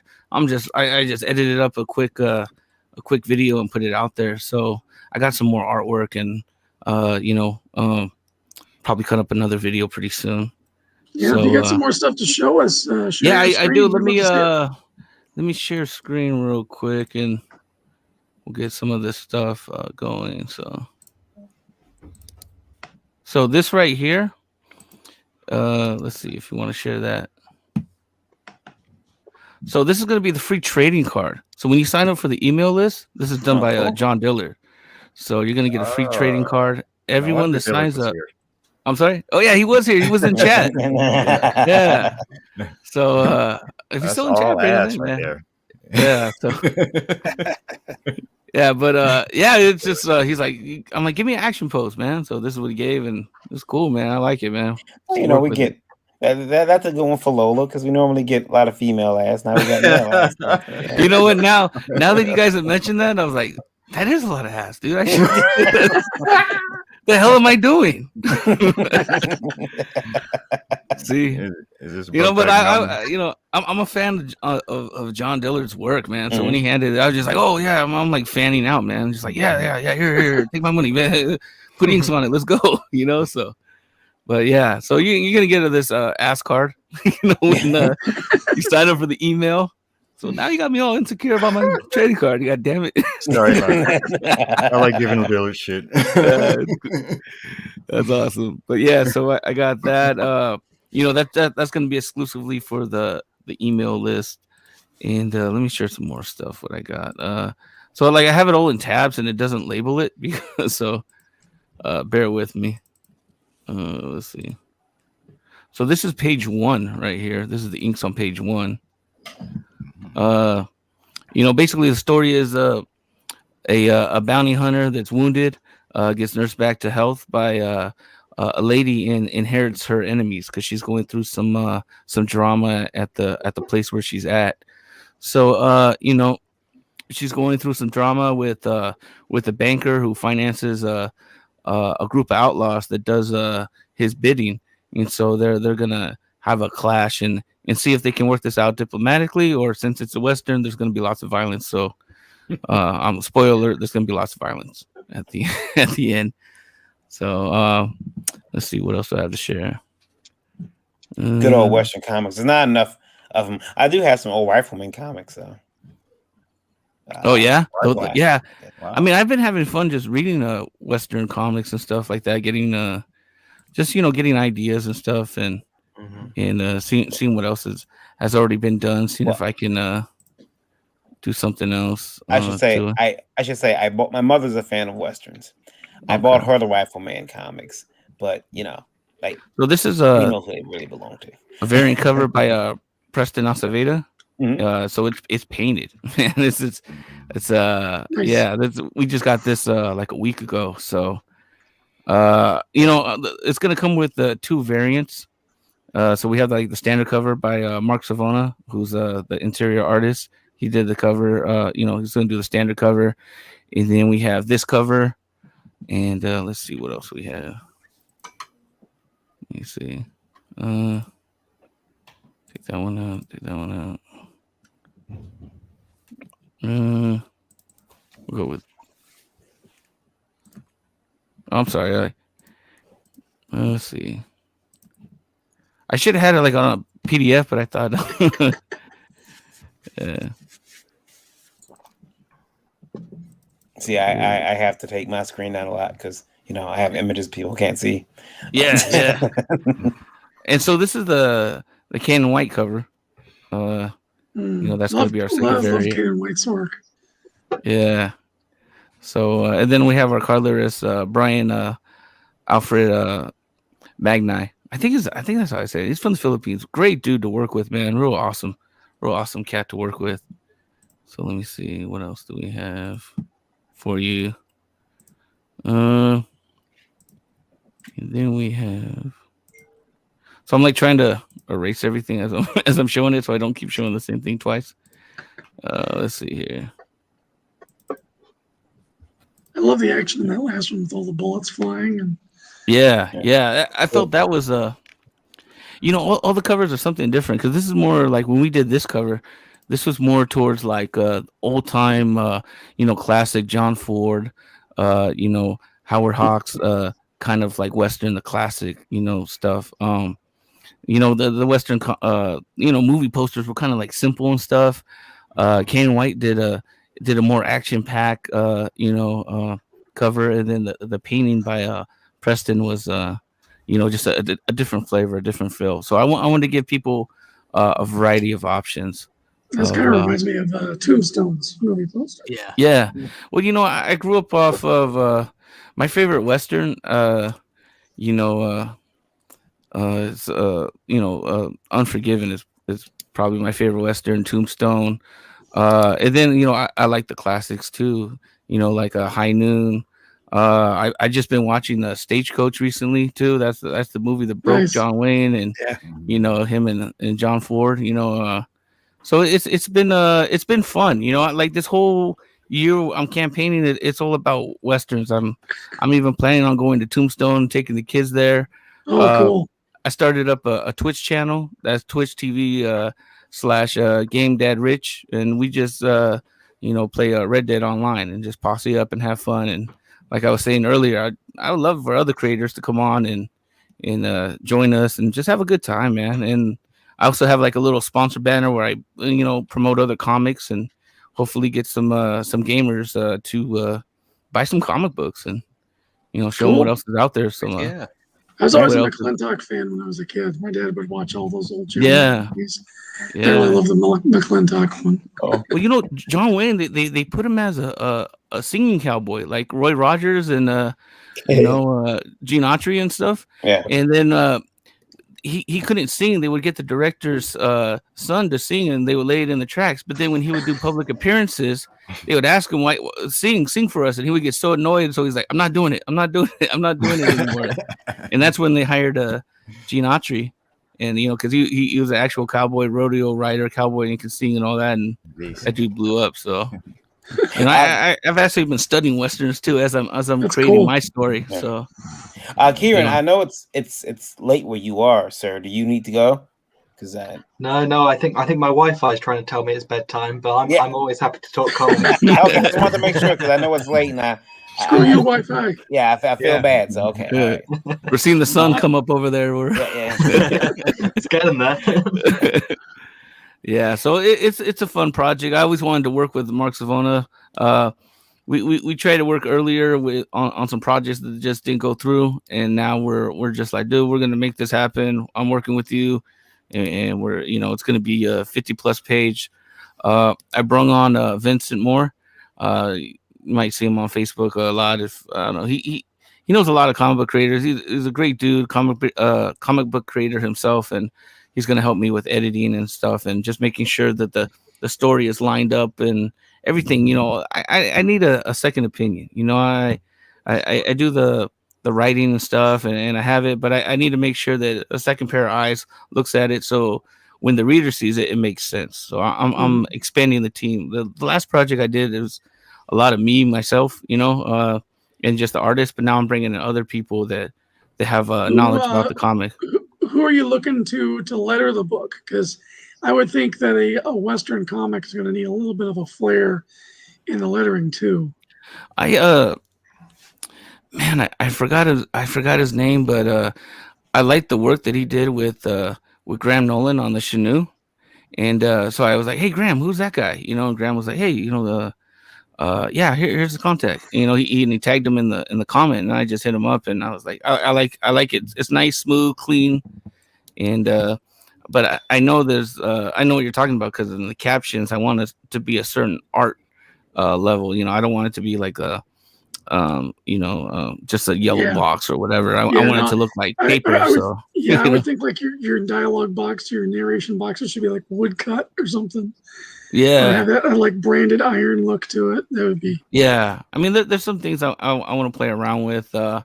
But Mark, he's really into contrast and light and dark, and that's what it represents the story because it's a lot of good and bad, and then our characters are like mixed in between, but you know what's bad and you know what's good, and that's another like theme that I like in westerns. There's good, there's honorable characters, and there's and it's with westerns, it's for me it seems fun because I think humans are real interesting characters that, I know there's superheroes and stuff like that go out there, and I still have fun writing human characters that have like raw emotions, and for me, I think it's easier to get someone to like my character and like my hero if they can relate to him on a human level, and so that's what I want to create, and then I want you to relate to the bad guys on a human level too. Like, well, I can see where he's coming from, but I wouldn't do that.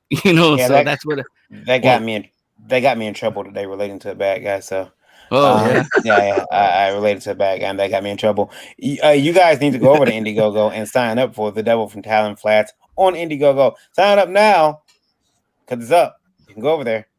Do it. and make sure that you get up to the minute news when this book is ready to be crowdfunded, so you can get in there and tell them Indie Vault sent you as well. Tell them. So Definitely, I would love to hear it. Yeah. Let's look at. I'm sorry. Larry, are you still there? Yeah, I'm still here, brother. I'm still here. Now you just launched as well. Yeah, I did. And you just launched. This is the second Niobe book. Well, technically, it's the sixth. Well, yeah, but the second, this Birthright. Second Birthright. You let me bring up the campaign and look at all the money. If you can find it, I had trouble finding my own campaign on there. Here we go. Oh, Larry Higgins, $675 USD, 18 backers. $675. That's like what? $710 duck bucks. Actually, if you want to know what it is in duck bucks, it turns out to be $849. Really? Yeah. I gotta move to Canada. I know. Well, I mean, your money's worth a lot more. But once you're here, you have to pay through the nose through everything. So. Yeah. This book is the second one. You can pick up the first book too. Now you brought all your covers back. I brought most of them back. Yeah. Well, and then we added a new one, just exclusive for Indiegogo. So we got Randy Green from Witchblade fame from back in the day. He did that cover that you're looking at right there.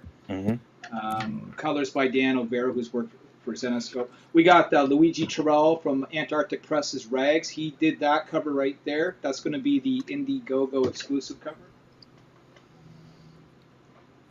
Got some review pages here. Yeah, that's what it looks like on the inside. If no one's ever seen the interiors of Niobe lately, that's what they can expect right there. That was done by Samir Sameo and colors by Dan O'Vera. And the funny thing is, you showed some of this off. I'm not sure if you showed it off public or you just sent it to me. Some of this in black and white. Yeah, well, every now and then, if you're a friend of mine that works in comics, every now and then I'll hit you up with sneak peeks of stuff just to see what you think. You know what I mean?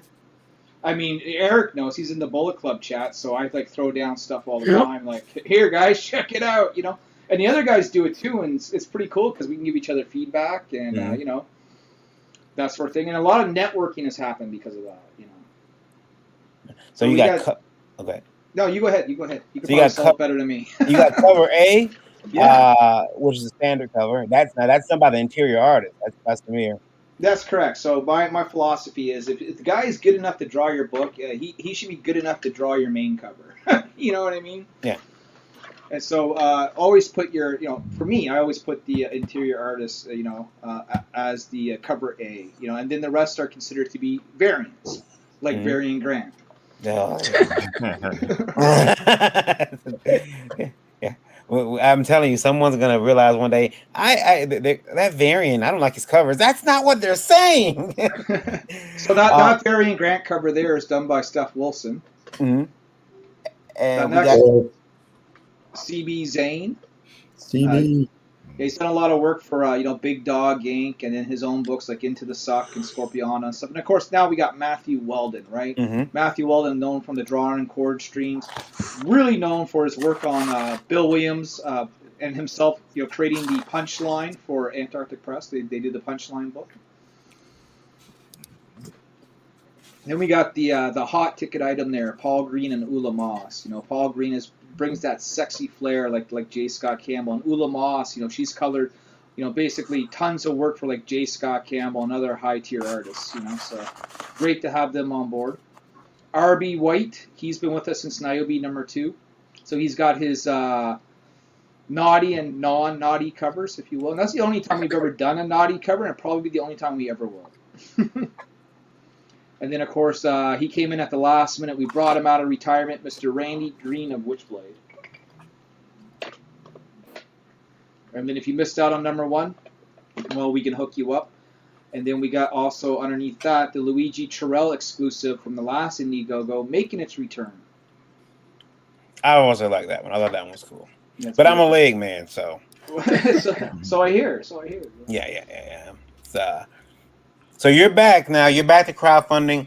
I know that you when you did Niobe, Birthright number 1. Mhm. It was what you ran a 60-day campaign. You were at Indiegogo. You were at Kickstarter. Then you took a break. Well, it took 7 months to get the second one done. Yeah. So, I mean, that was essentially the break. The first one did $7,000 on Kickstarter, did about $3,000 on Indiegogo when it was all said and done. The second one on Kickstarter did 16,000 Canadian, which is about 12,000 American.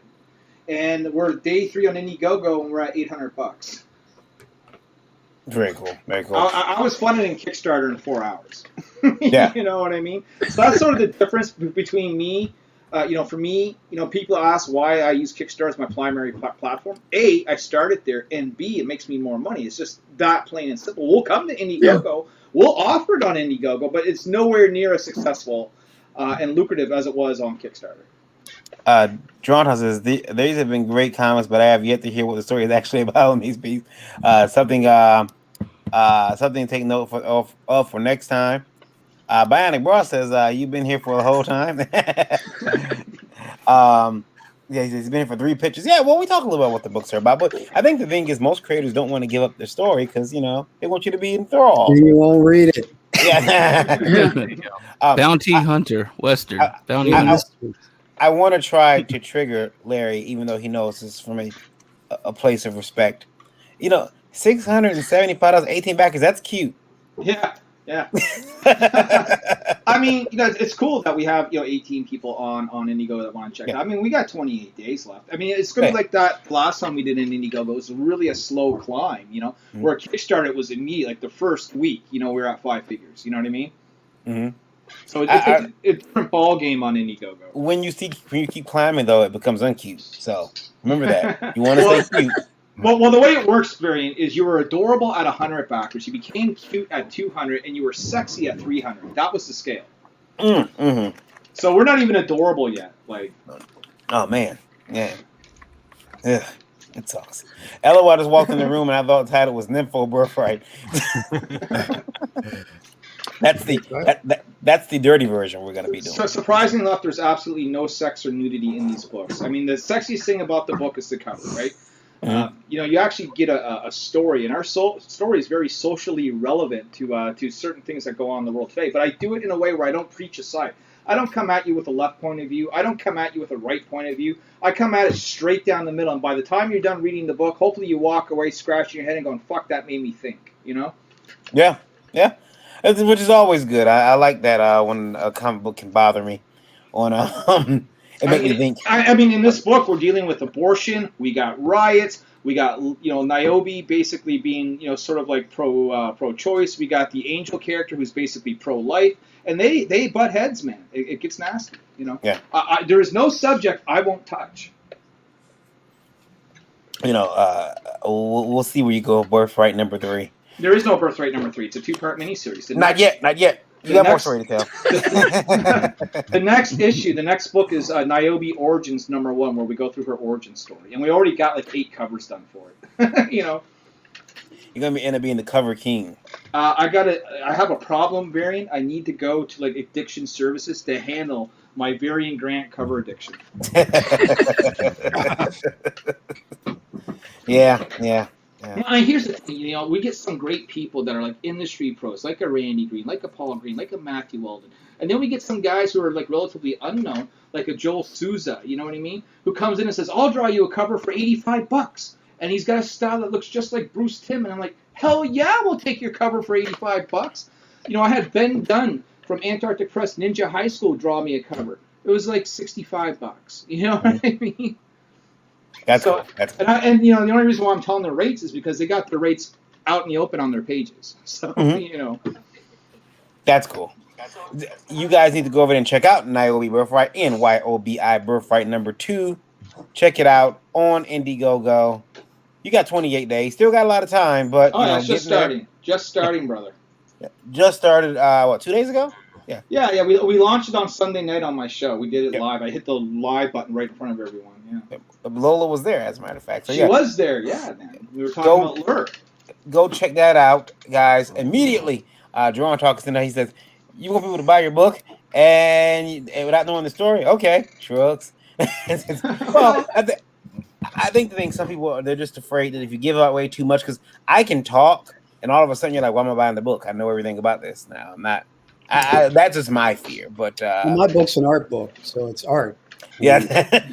I don't know what to tell you. The story is it's art about the character. Yeah. I'm gonna add in. We have a 5-page preview on the Kickstarter. Yeah. Into it. And those links to the what we talked about tonight will be up, so you can go check it out. We have one more book to go through. We have two more actually to go through, but they've been up for one has been up for a while. We're gonna look at the Indie Princess's our own Indie Princess. We're gonna look at her book Lure. Why is my computer acting? Okay, there we go. It's top of the line computer. You can't be messing up on me. What the heck? You know what this book's about? It's about to take your money. Yeah. I'm gonna play the video here for you, Lola. Here we go.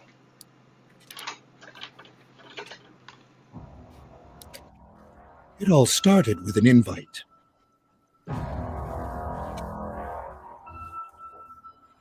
Then you wake up in a cage. You would never expect what happens next. Who lives? Who dies?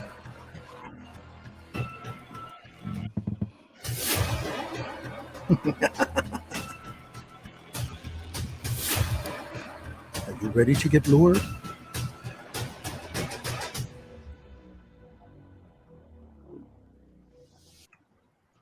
There we go. There's Lure from the Indie Princess herself.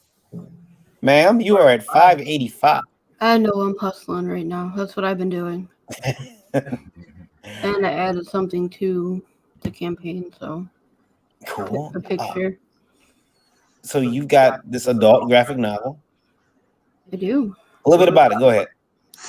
The quick pitch of it is about a couple who go to adult parties, swinger parties, and one of the main characters, Chastity, who's in the red dress right there, wants to get into this all-exclusive party called Lure.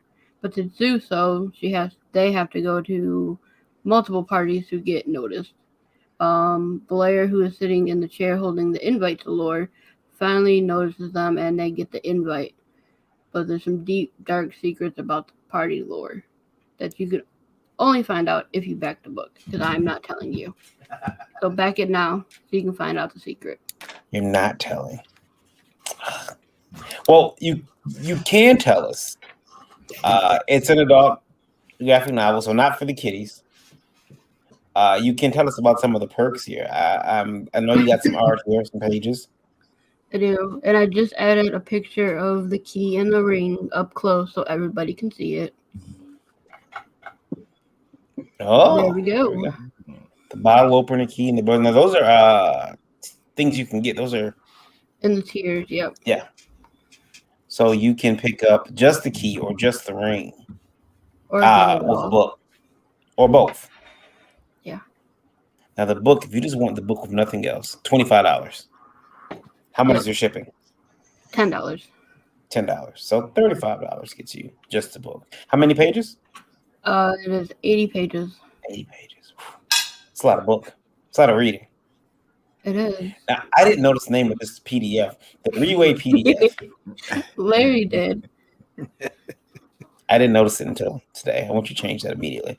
I totally picked up on it. I was like, three-way, hell yeah, let's do it, man. You know what I mean? Kiss the Ring is 45, so you get the ring, the comic, and looks like 2 of the invites to the party. It's an invite to Club Fusion and to Lore. So you've got a lot of different real tiers. place. So say again? Is that a real place? No, it is not. Oh. You don't want it to be a real place either. Well, Larry does, but I don't know about everybody else. I was totally like, some psycho's going to do this for real now. You watch. Like, you know what I mean? I hope not. Someone will now. You put it out there. They're going to. All right. Scratch that idea then. So, no, I want to talk to you about, you got T-shirts with your company logo, Shocker Comics. Yeah, that's my publishing company I'm launching. Lure T-shirts. But something that I got involved in. You asked me to do the covers for 2 little add-on books you got. I did. They're just fun little books I wanted to add on with it. Mm-hmm. So I got to draw something for Fetishes A to Z to cover here. Now, what's that book about? You got a page too in there. Yeah, I got a page in there as well. But yeah, but like this here, this book is about ABCs of like. So you take a letter and you put an alphabet fetish with it. I did. Alphabet. We were totally quizzing her. Like we were like, what is the letter N? And like Max was like necrophilia, and like Lo's like, no, it's nylon. That's the one that he is drawing. Well, he drew. Yeah. She capped out. She could have did necrophilia. That would have been cool. Man, there's so many fetishes for each letter that I just went, okay, this one. Because I wanted ones that people felt like we were comfortable drawing at the same time. Because I have different artists drawing a letter. So I try to pick ones that people will be like, all right, I'll draw that for you. And the next book up here is Unsolicited. That is a picture book. My personal favorite. With quotes. Now, tell us about what we'll find in Unsolicited. You'll find a lot of dicks. So you've taken every unsolicited picture of a penis. Not every, man. I have like hundreds of pictures, but I just chose the best 28 of them. Bro, she's got enough for buying 2, 3, and 4. All right. Oh my god. That's an interesting. So if you don't see it in unsolicited 1, you can worry about unsolicited 2. That's So right. it's the best of the worst. We were joking on the show. We're like, is some guy gonna go like, hey, that's my schlong? They might. They might. Hey, but they gave it to me, so Is this for the month of February? And the funny thing that Lola was 28. saying was, and correct me if I'm wrong, Lola, you said that in every page of schlong is going to be a quote that they sent you when they sent you the pic, right? correct. Every picture comes with a quote that I got sent with it. There you go. And they're hilarious. Are you sure they're meant to be 8x8 then? Some of them are 1 by 1, I'm sure. Yeah. It's a mini comic. It ranges in sizes. Blown up, pixelated. Yeah. We joked that Jake said, I sent you those in confidence. I was didn't know that you were going to post those.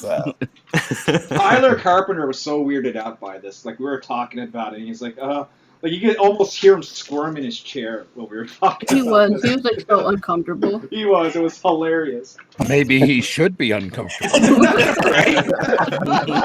Maybe we're too comfortable. Right? But I got you to do that cover too, which was cool, and it brought to my attention. It's like, you drew him as a black guy, Varian. And I said, I did, and I told my colorist to go crazy, do what he wanted, and he brought us. So I'm like, oh well, it's weird now. He looks like I saw the original to that drawing. You didn't start out drawing him to look like a black guy. Sorry.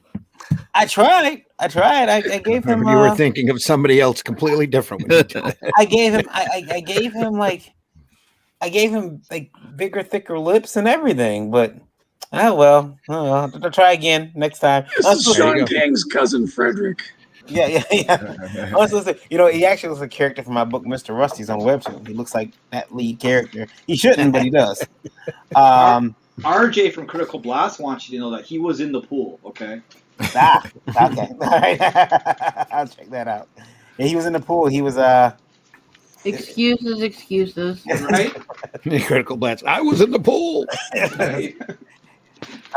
There's a team, you and Dave the Supreme. Dave the Supreme is doing the artwork on that book. I just messaged Dave too. I'm waiting on a response. There might be stickers of those 2 logos. Oh, very cool. Chibi stickers? No. I didn't ask to make stickers of our faces at the bottom.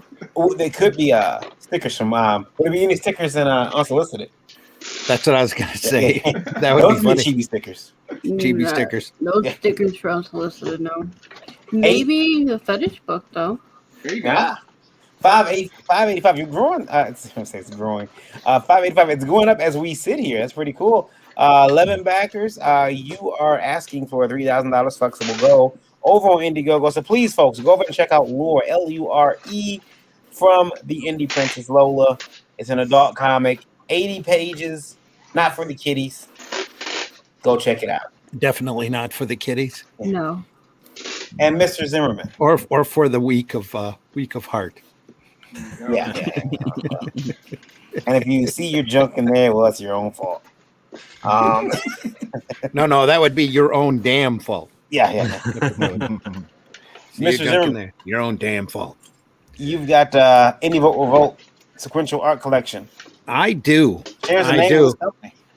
We are on the 38th day of a 2-month campaign. It's a sequential art collection, which is really a collection of phenomenal short stories done by a lot of the contributors and personalities that you've seen here on Indie Volt or that have been prominent in the chat. Like Empyrean Vol has a story in it. Jake Twister has a story in it. All incredibly unique artists, incredibly unique stories. There's over 16 stories in this volume. It's over 120 pages long in black and white. Eric has a story in it. Actually, Eric has a very special story in it that has the origin of the dreaded Dinosaur Man character. The secret origin. Secret origin, yes. Well, I'll tell you something. When you had that up, I'm looking at that second cover there. That looks like I can only see it tiny on my little laptop, but it looks brilliant. Can you tell me, who was the artist and who did that? That is where I call that Jetpack Girl, but I don't think he's actually given it a name. That is by Chris Skelf, who's done a lot of work for the Dark Horse Star Wars stories and a lot of covers for G-Fan. He's been doing comic book work off and on since the 80s. He's self-taught. It's really a Photoshop ace. If you ever get up on his channel, he's got a channel on YouTube, Chris Skelf Art. That's SCALF. He has some time-lapse shots of doing covers and a lot of fantasy covers, a lot of dragons, just some really incredible stuff. And this was a character that we were kind of talking about doing for a while, and he did this up originally for my Flint Comics entertainment paper. And it was a really big hit for that. And when it came to Revolt, I was looking for another cover that really had an action adventure theme to it. So I contacted Chris and asked him if I could use this cover for a cover, one of the sides of Revolt, and he was real happy to let me do that. I'm gonna play the video for you real quick. Hold on. Blow it up. Over 110 great pages of black and white comics, over 15 complete stories performed by over 24 creators, all contributors or listeners to the Indie Volt podcast. A square-bound graphic novel-sized book wrapped around 2 different front covers. This is a flip book with 2 different cover set options for you to choose from. All performed by a wide variety of talent from a wide variety of countries, all wanting to show you their potential and the power of what alternative and independent comics can have. And that's just the start. Stretch goals will add more stories to this book, making it literally as big as the backers can possibly Dinosaur make Man. it, and heralding the return of Arrow Comics back to regular publishing greatness. This is not the time for alternative and independent comics to stand still. This is time to revolt. This is Indie Volt Revolt. Get yours today. What a salesman. Thanks. Well, that's thanks to Russ Leach. There's another video on the in the campaign that's 4 minutes long that really gets into explaining what Indie Volt is, what the revolt was all about, and shows a little bit more of the artwork from all of the different contributors. But it's really a wide range of different stories, as you saw in the art that was swinging by there. We've got a story by Russ Leach of the character War from Only Death Can Save Us. We've got the Eric Hodson story. You just scrolled past a phenomenal story by Emily Zelasco. that's off of an Old Norse poem. That's actually Odin there with the crow on his shoulder. That's really intricate and phenomenal. When I printed Emily's work in the Flint Comics newspaper, and it was very lighthearted and cartoony. And I asked her to do a story. She says, "Do you mind if I adapt an Old Norse poem?" I said, "Of course not. Whatever you're happy with doing." And she turns in this incredibly detailed, really intricate story that's, to me, in my opinion, it's the best thing I've ever seen her do. It's just amazing. Absolutely incredible. Randy, I got questions. Yeah. How many stories are in the book? Over right now, we're looking at 17 stories, but we're adding more with more backers. So how big is this thing going to be? Right now, it's over 120 pages, and if I get another 3 backers, we're adding at least another 10 pages, which will be a Herobot Zero story, and that's my character is a little 3-foot-tall giant robot that fights large monsters, and probably another story. The only story for the book right now I don't have in-house is one by Luke Stone, and it's really close to being done. But other than that, all of the other material here is already in-house. We've got Glenn Fleming doing a story called Hatch. That's a character of his that he's done quite a bit of work on. We've got Daphne Lage and JD Calderon. Yes. JD, who's also, he was sitting in the back room there, doing Mischievous, which is a character that I had from Tales from the Aniverse from back in the 80s. That was nice to see. We've got one of my pride and joys is the opposite side of that Chris Scalf cover, as you see scrolling by here, is Retro Ram. We have a Retro Ram story in there done by the late Ralph Griffith. That was the last thing he plotted out before he passed. It was written by his writing partner of decades, Stuart Kerr. The two of them really founded Arrow Comics back in the 80s.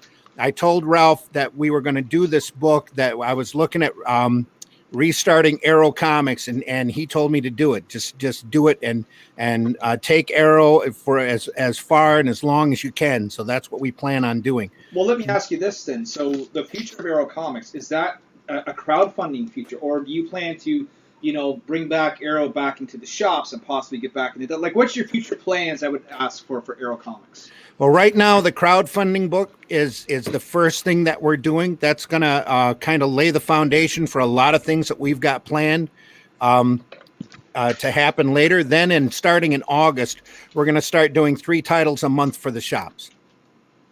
And that may or may not include, I'm not solid on the schedule yet, a Revolt title that'll have original material in it. That'll be kind of our anthology book, like a heavy metal book where we're doing just phenomenal black and white stories for everybody to enjoy out on the market. But the other books you do are going to be color. The other books we're doing, so far they're all going to be in color. And right now we've got, we've announced that we're taking Only Death Can Save Us, which is that Russ Leach cover that you see there next to the Chris Scalf cover.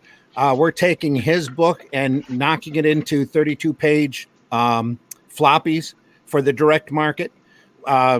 Luke Stone has joined us with Hybrids. That's now officially an Arrow comic that'll be coming out in color. And then I'll be doing a Herobot Zero book along with a number of other contributors. If you go up on the Arrow Comics 4.0 page on Facebook, you'll see a cover that Scott Rosema did that Eric did the colors on. Really sweet. It's a fun book about like I said, a 3-foot-tall giant robot that fights large monsters. But Herobot Zero's got a really bad attitude. Doesn't want to do anything unless he's getting paid time and a half. Now, if someone wants to jump in on this, say like they're interested in, getting the book. What's the entry buy-in for a physical copy? For a Revolt? Yeah, for Revolt. Revolt's $20 plus 10 shipping. There you go. Beautiful. And that's a flip book. So you're going to get 120 pages, 2 covers. You have your choice of covers. Or there's only 2 sets of covers because I didn't want to overburden everybody with crazy variants. But the one set of covers is Russ Leach and Daphne Lage, who does Mischievous. The other set of covers is Chris Scalf and that Retro Ram illustration there. The Retro Ram cover was done by Kirk Jarvinen, who also did a lot of stuff for Marvel and DC back in the 90s and early 2000s, with finishes by Jason Moore and colors by Chris Hall. And that's going to be up for another 38 days. Indie Volt Revolt. Type in Revolt. It's easier to find it. But please don't wait for the 38 days to buy in, because every 25 backers adds another 10 pages to the book. I've got everything on hand pretty much now to take this to press if we get no more backers. I set this goal low and flexible on purpose because it's going to be a print on demand book. We're going to print really close to orders. We'll print a few extras for damages and incidentals, and of course the talent will all get a copy themselves. But the goal for doing this is just to get the book out into people's hands so that when they're listening to Indie Volt, they hear Eric, they hear myself. Hopefully, at 150 backers, Indie Princess is supposed to write a Tipsy the gnome story that Varian will have to draw. So we're hoping to get absolutely everybody in the book that was a part or a big part of Indie Volt in general, so that folks can not just hear us or see us on our podcast, but also have a taste of the type of work that we're capable of doing. And when we get close to like 150, I need to know so that I can start feigning hand cramps. You can panic. So that you can panic. I was going to feign hand cramps. We have got to get that 150 number because this needs to happen. Yeah, I really want to get there. And then at 200 backers, I promised Pops that he can have a story in there too. Pops Van Zandt, yep. So Pops has got a story he's working on. That's the secret of his Crom troll character that he wants to put in the book.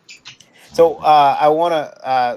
Indie Volt Revolt, go over and check that out on Indiegogo. Did want to tell everybody too, the Indie Volt Awards coming to you live September 18th from Dave and Buster's is still going on. If you want your come up for consideration, please do head over there and submit your book. It's a small fee. It's $5 per title, $1 per category, but that money goes to Autism Speaks. I'm going to play the very quick video to remind you of the event, and then we'll be wrapping it up. Here we go.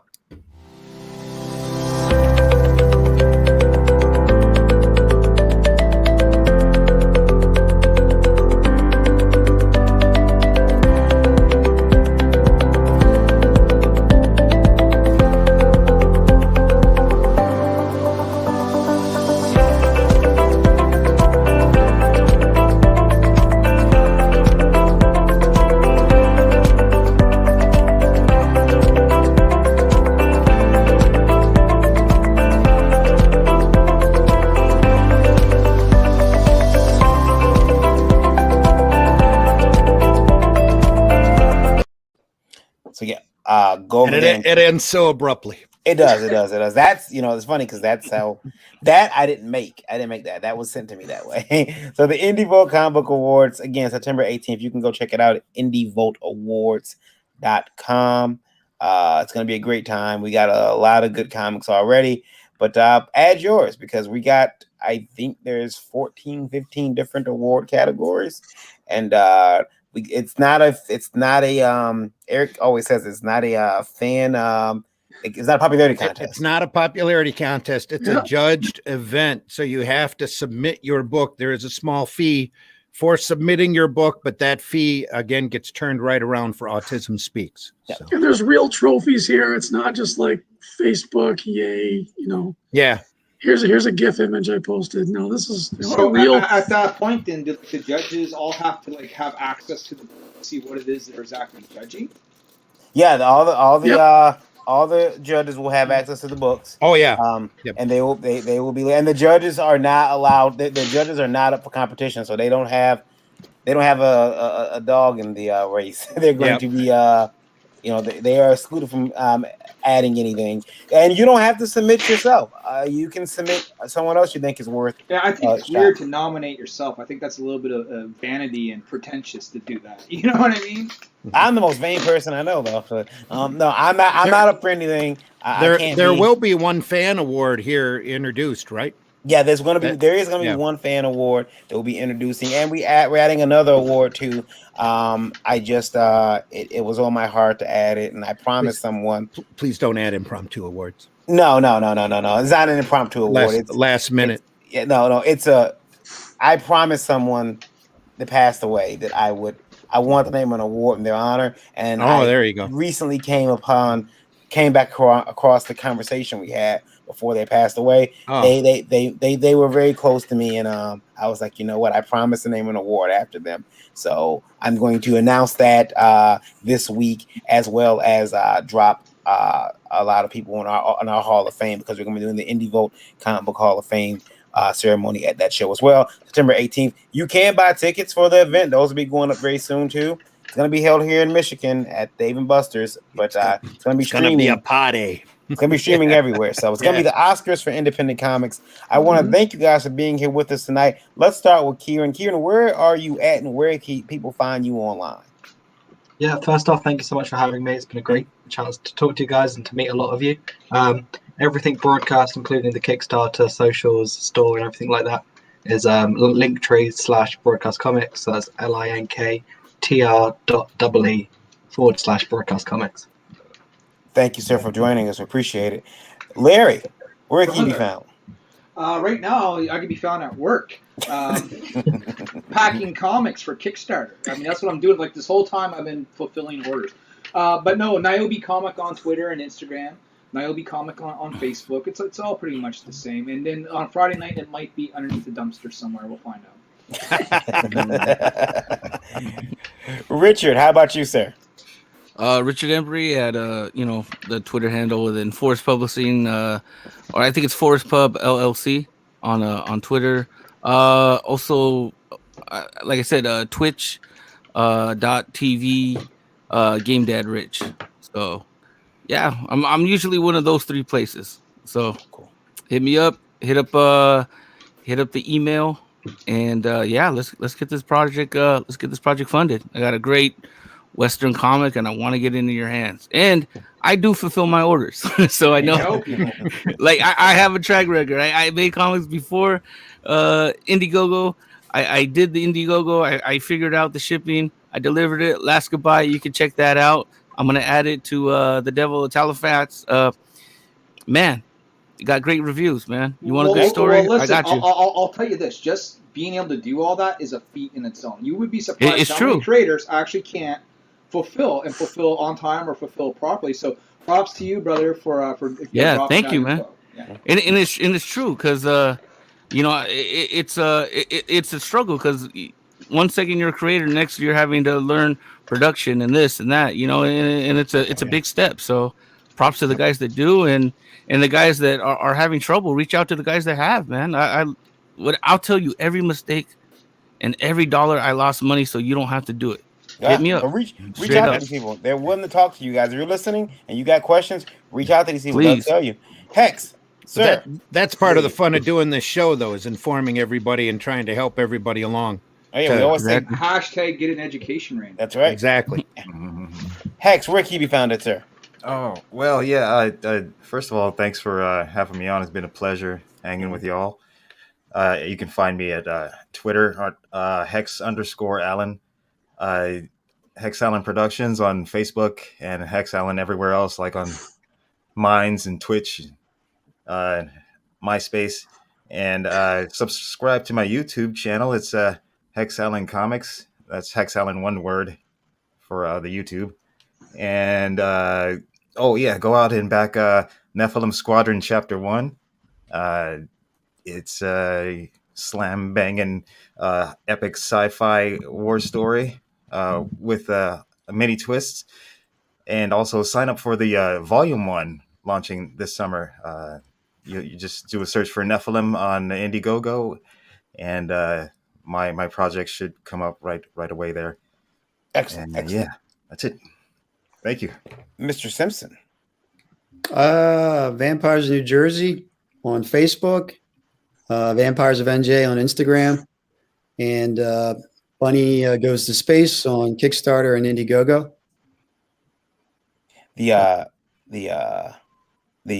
I'm supposed to call you Dr. Simpson. I always forgot. I meant to ask you. I know you're a doctor, but I meant to ask you, a doctor of what? Is it like Management of Information Systems? Why can't I be a doctor? I thought he was Be a going to say doctor. thugonomics like John Cena. You know? Yeah, I'm gonna find the cheap way to be. I found the cheap way to be a minister. I found the cheap way to be a lord. I need to figure out a way to put some more. Yeah, I bought a patch of land over in Scotland. He's got a titles finish. He does. He's got a title. Just so I can be a lord. And it's great. I got the certificate and everything. I'm like, I am Lord Reverend Varian Grant. You will address me as such. Yeah. I'm horrible. All right, Mr. Tail End Studio, where can you be found? Oh, you're muted. We can't hear you. What? You can find me on Twitter or Instagram at the same tags I have here, bionic_bruh or Tail End Studio. They're both singular, not plural. All 32 pages of Cobalt Thrashing About are fully colored and ready to go. All I have to do is talk with my letterer and get the filler dialogue out and put in the actual, conversations. Most of my tier rewards are already ready and completed. Medals, all I got to do is pull the trigger on that one.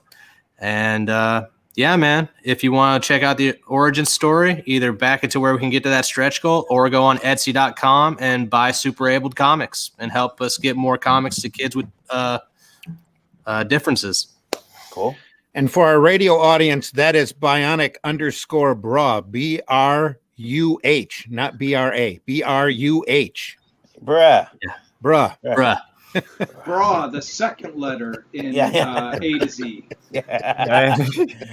Speaking of which, Lola, the subtitle for your Unsolicited 2, I just thought about it because they mentioned it earlier. Floppies. There you go. That's awesome. Mr. Dreaded Dinosaur, where can you be found at, sir? Hey, I can be found at Dreaded Dinosaur on all the social medias that matter. So if you're on a social media, you look up at Dreaded Dinosaur and I'm not there, then that social media don't matter. Also, you can find me here next Monday for It Came From Webtoon, where we're going to look at webcomics on the Webtoon platform and or Tapas and show you some cool books there. This weekend, I'll be hanging out in Tampa for WrestleMania weekend at WrestleCon, and we'll be talking about our new book, The British Bulldog, coming out from Mess Bucket Comics and Pro Wrestling Tees. Until then, see ya. Mr. Zim? Hey, you can find me on Facebook under Randy Zimmerman. You can find me on Twitter under Randy Zim. I'm not up there very often, but when I am, it's as Randy Zim with 2 M's. You can find the Arrow Comics 4.0 page over on Facebook, where we're showing off a lot of artwork. I've been posting a lot of artwork as I get a hold of it. And we'll be making some announcements on even more books that we plan on doing by the end of 2021. So you might want to jump over there and keep an eye on it, maybe join the page or like it. We also have a YouTube channel, Arrow Comics 4.0, where I'm putting videos up on there also, not just from our campaigns, but there'll be some new material up there eventually as soon as I get a little bit of free time. And past that, we have the Indie Volt Radio Network, and I will be on especially the Sunday Funnies program that we run Sunday mornings at 9 a.m. Eastern time, where we talk about the more lighthearted and whimsical side of comics, trying to put the fun back in funny books. So hopefully we'll see you there. Other than that, Varian and I will be back Thursday morning at 9 a.m. Eastern time. And then, of course, Livewire once again on Tuesday nights starting at 9 p.m. Okay, that's right. Miss Lola, how about you, ma'am? I'm everywhere. But the easiest way to track me down is go to Linktree, look up indie_princess, and you can find me there. Or catch me every Wednesday night at 9 p.m. Eastern Standard Time for Geekgasm. Geekgasm, right here on Indie Volt. Yeah. Or just go to Indiegogo right now and back lore. Catch me there too. I see how it goes. Or you can catch all of us, almost all of us, except for Varian and the Indie Princess, over at the Revolt, Indie Volt Revolt, over on Indiegogo as well. That's Catch me outside. How about that? Catch you outside. And remember, guys, if you're looking to get your independent book, for our listeners and everyone here especially, looking to get your independent book in stores, Liberty Entertainment Distribution Group, ledg.us is the website you want to check out. helping independent creators get their books in stores. I gotta know, I own it. And if you're a retailer, you really want to go over there and sign up soon because there's a lot of great stuff coming out, and they're signing up more publishers all the time. Arrow Comics will be distributed through Liberty Distribution. That's right. Joining us, radio numbers, we got up to 92,106 tonight. Thank you guys for listening on Indie Vote Radio. We love each and every one of you. You can tune in. You can use TuneIn. You can use Streaming if you have an iPhone. If you have Google Play, download the Indie Vote Radio app. You can ask if you have an Amazon Alexa. You can ask her to play Indie Vote Radio for you. And you can also go to indievote.com, look in the URL, and find it.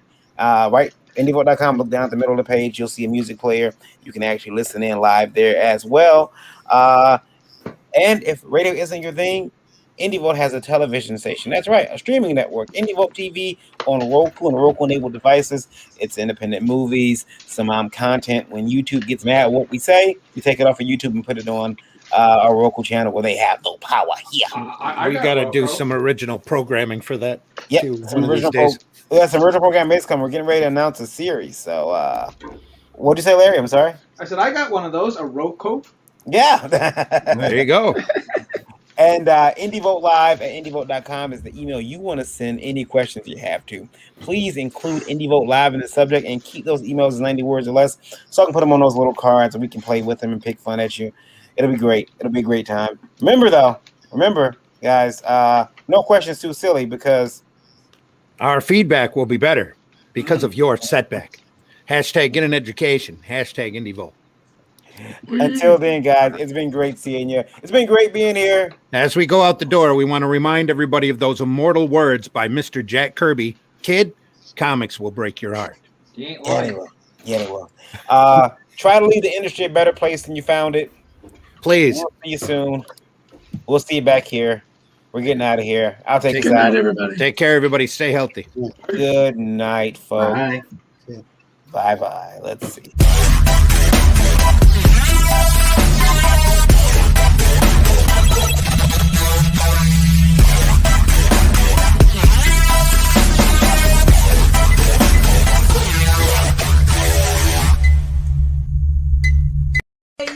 Yay! Think about what you've accomplished. How can you close me up? On what ground? I'm shocked to find that gambling is going on in